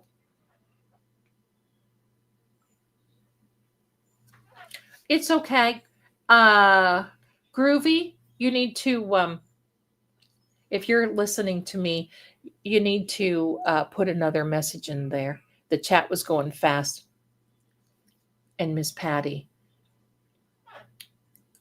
didn't mean to delete that. So if you could just put it in there. There you go. There you go. Well, don't say that now, Groovy. The crystal I put on top of my rice jar went missing. Oh, do tell. Some that do better without cards. I can pretty much tell you, my bestie that comes in here for many times, she was from Arizona. She's now in Tennessee. I read for her without the cards. And I read for her animals too. You just never know. It just depends. It just depends. Happy Halloween, everybody. I'm going to take this down. I want to put a little, thank you so much. I want to put, these overlays that we have here are so cute. Look at this. StreamYard did that. Now, hello. Why did they not do, look at this one. Is that not cute? These are cute. A little pumpkin. That doesn't look like Jack. Look at this guy. That's a little skeleton. And then there's Trick or Treat. I just think these are adorable. Aren't they, though? They're just adorable. Keep going, my darlings. Keep going. Keep going.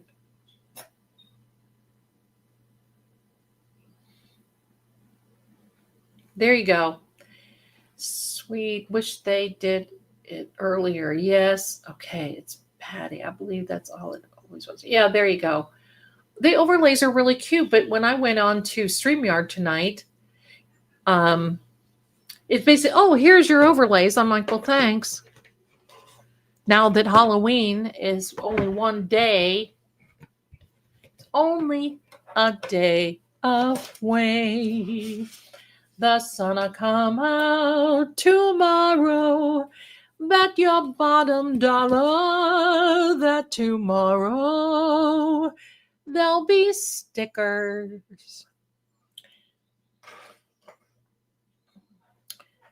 Standing, I used to do it.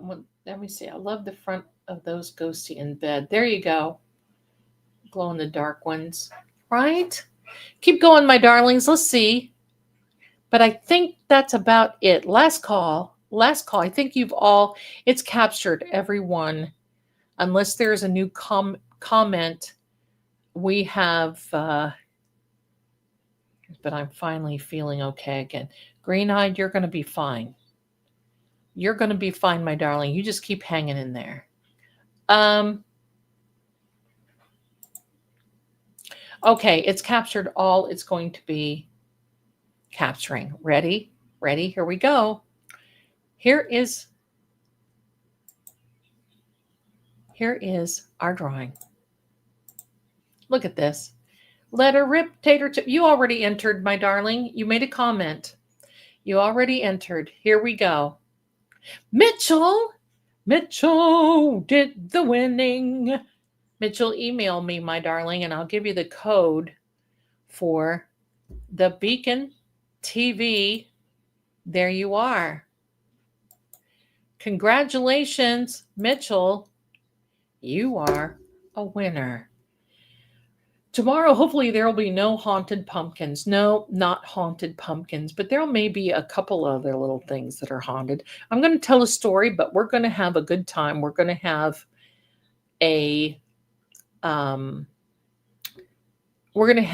get ready because it's going to be a lot of fun. We're going to have a trivia, a secret surprise trivia.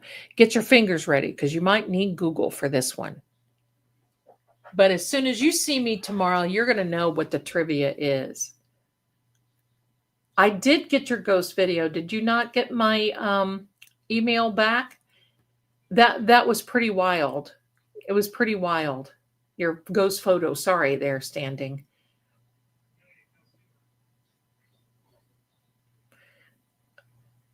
If you didn't get it, it was really something. You did capture something.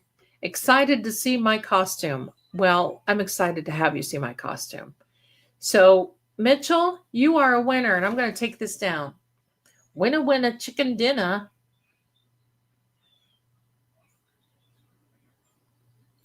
Okay, I will do that. Standing, I will. Thank you so much.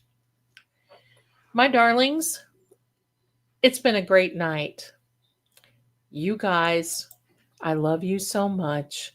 You guys are fantastic. You're wonderful.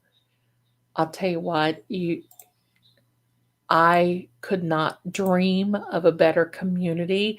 You're welcome, Mitchell. I could not dream of a better committee. I could not dream of a better community than you. I don't know why I can't talk, but that's okay. You understand what I'm saying. I love this. I can't wait. We've been on here almost 4 hours and it feels like 4 minutes. When we get with you, oh my goodness, I just love this.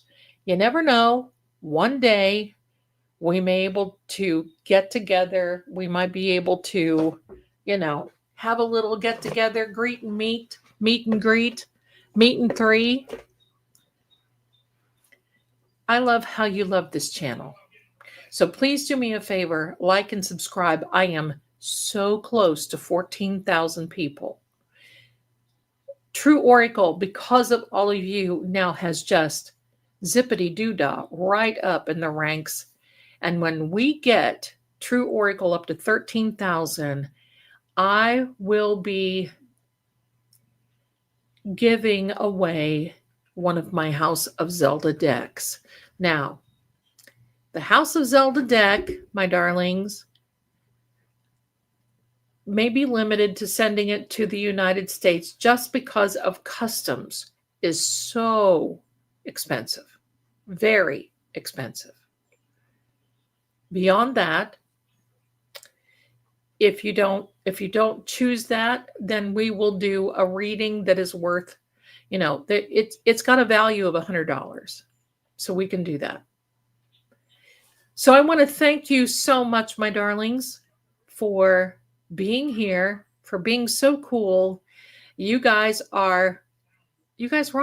And I would rather not spend my Halloween with anybody else but you guys. It's going to be epic and so much fun.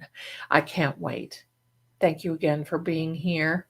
You guys are great. I can't even say goodbye to you. Do you see this? No, can't. If I was to use a tarot deck, I would be afraid to not take the meaning right, and I might.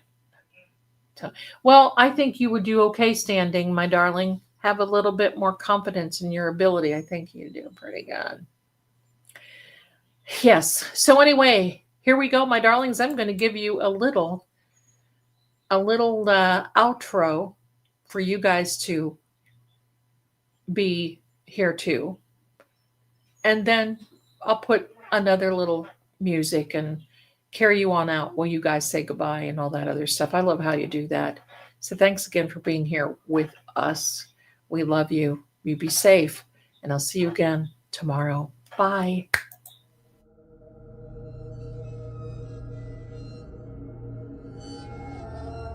And so the lantern fades, but the shadows remain. This story may end here, or perhaps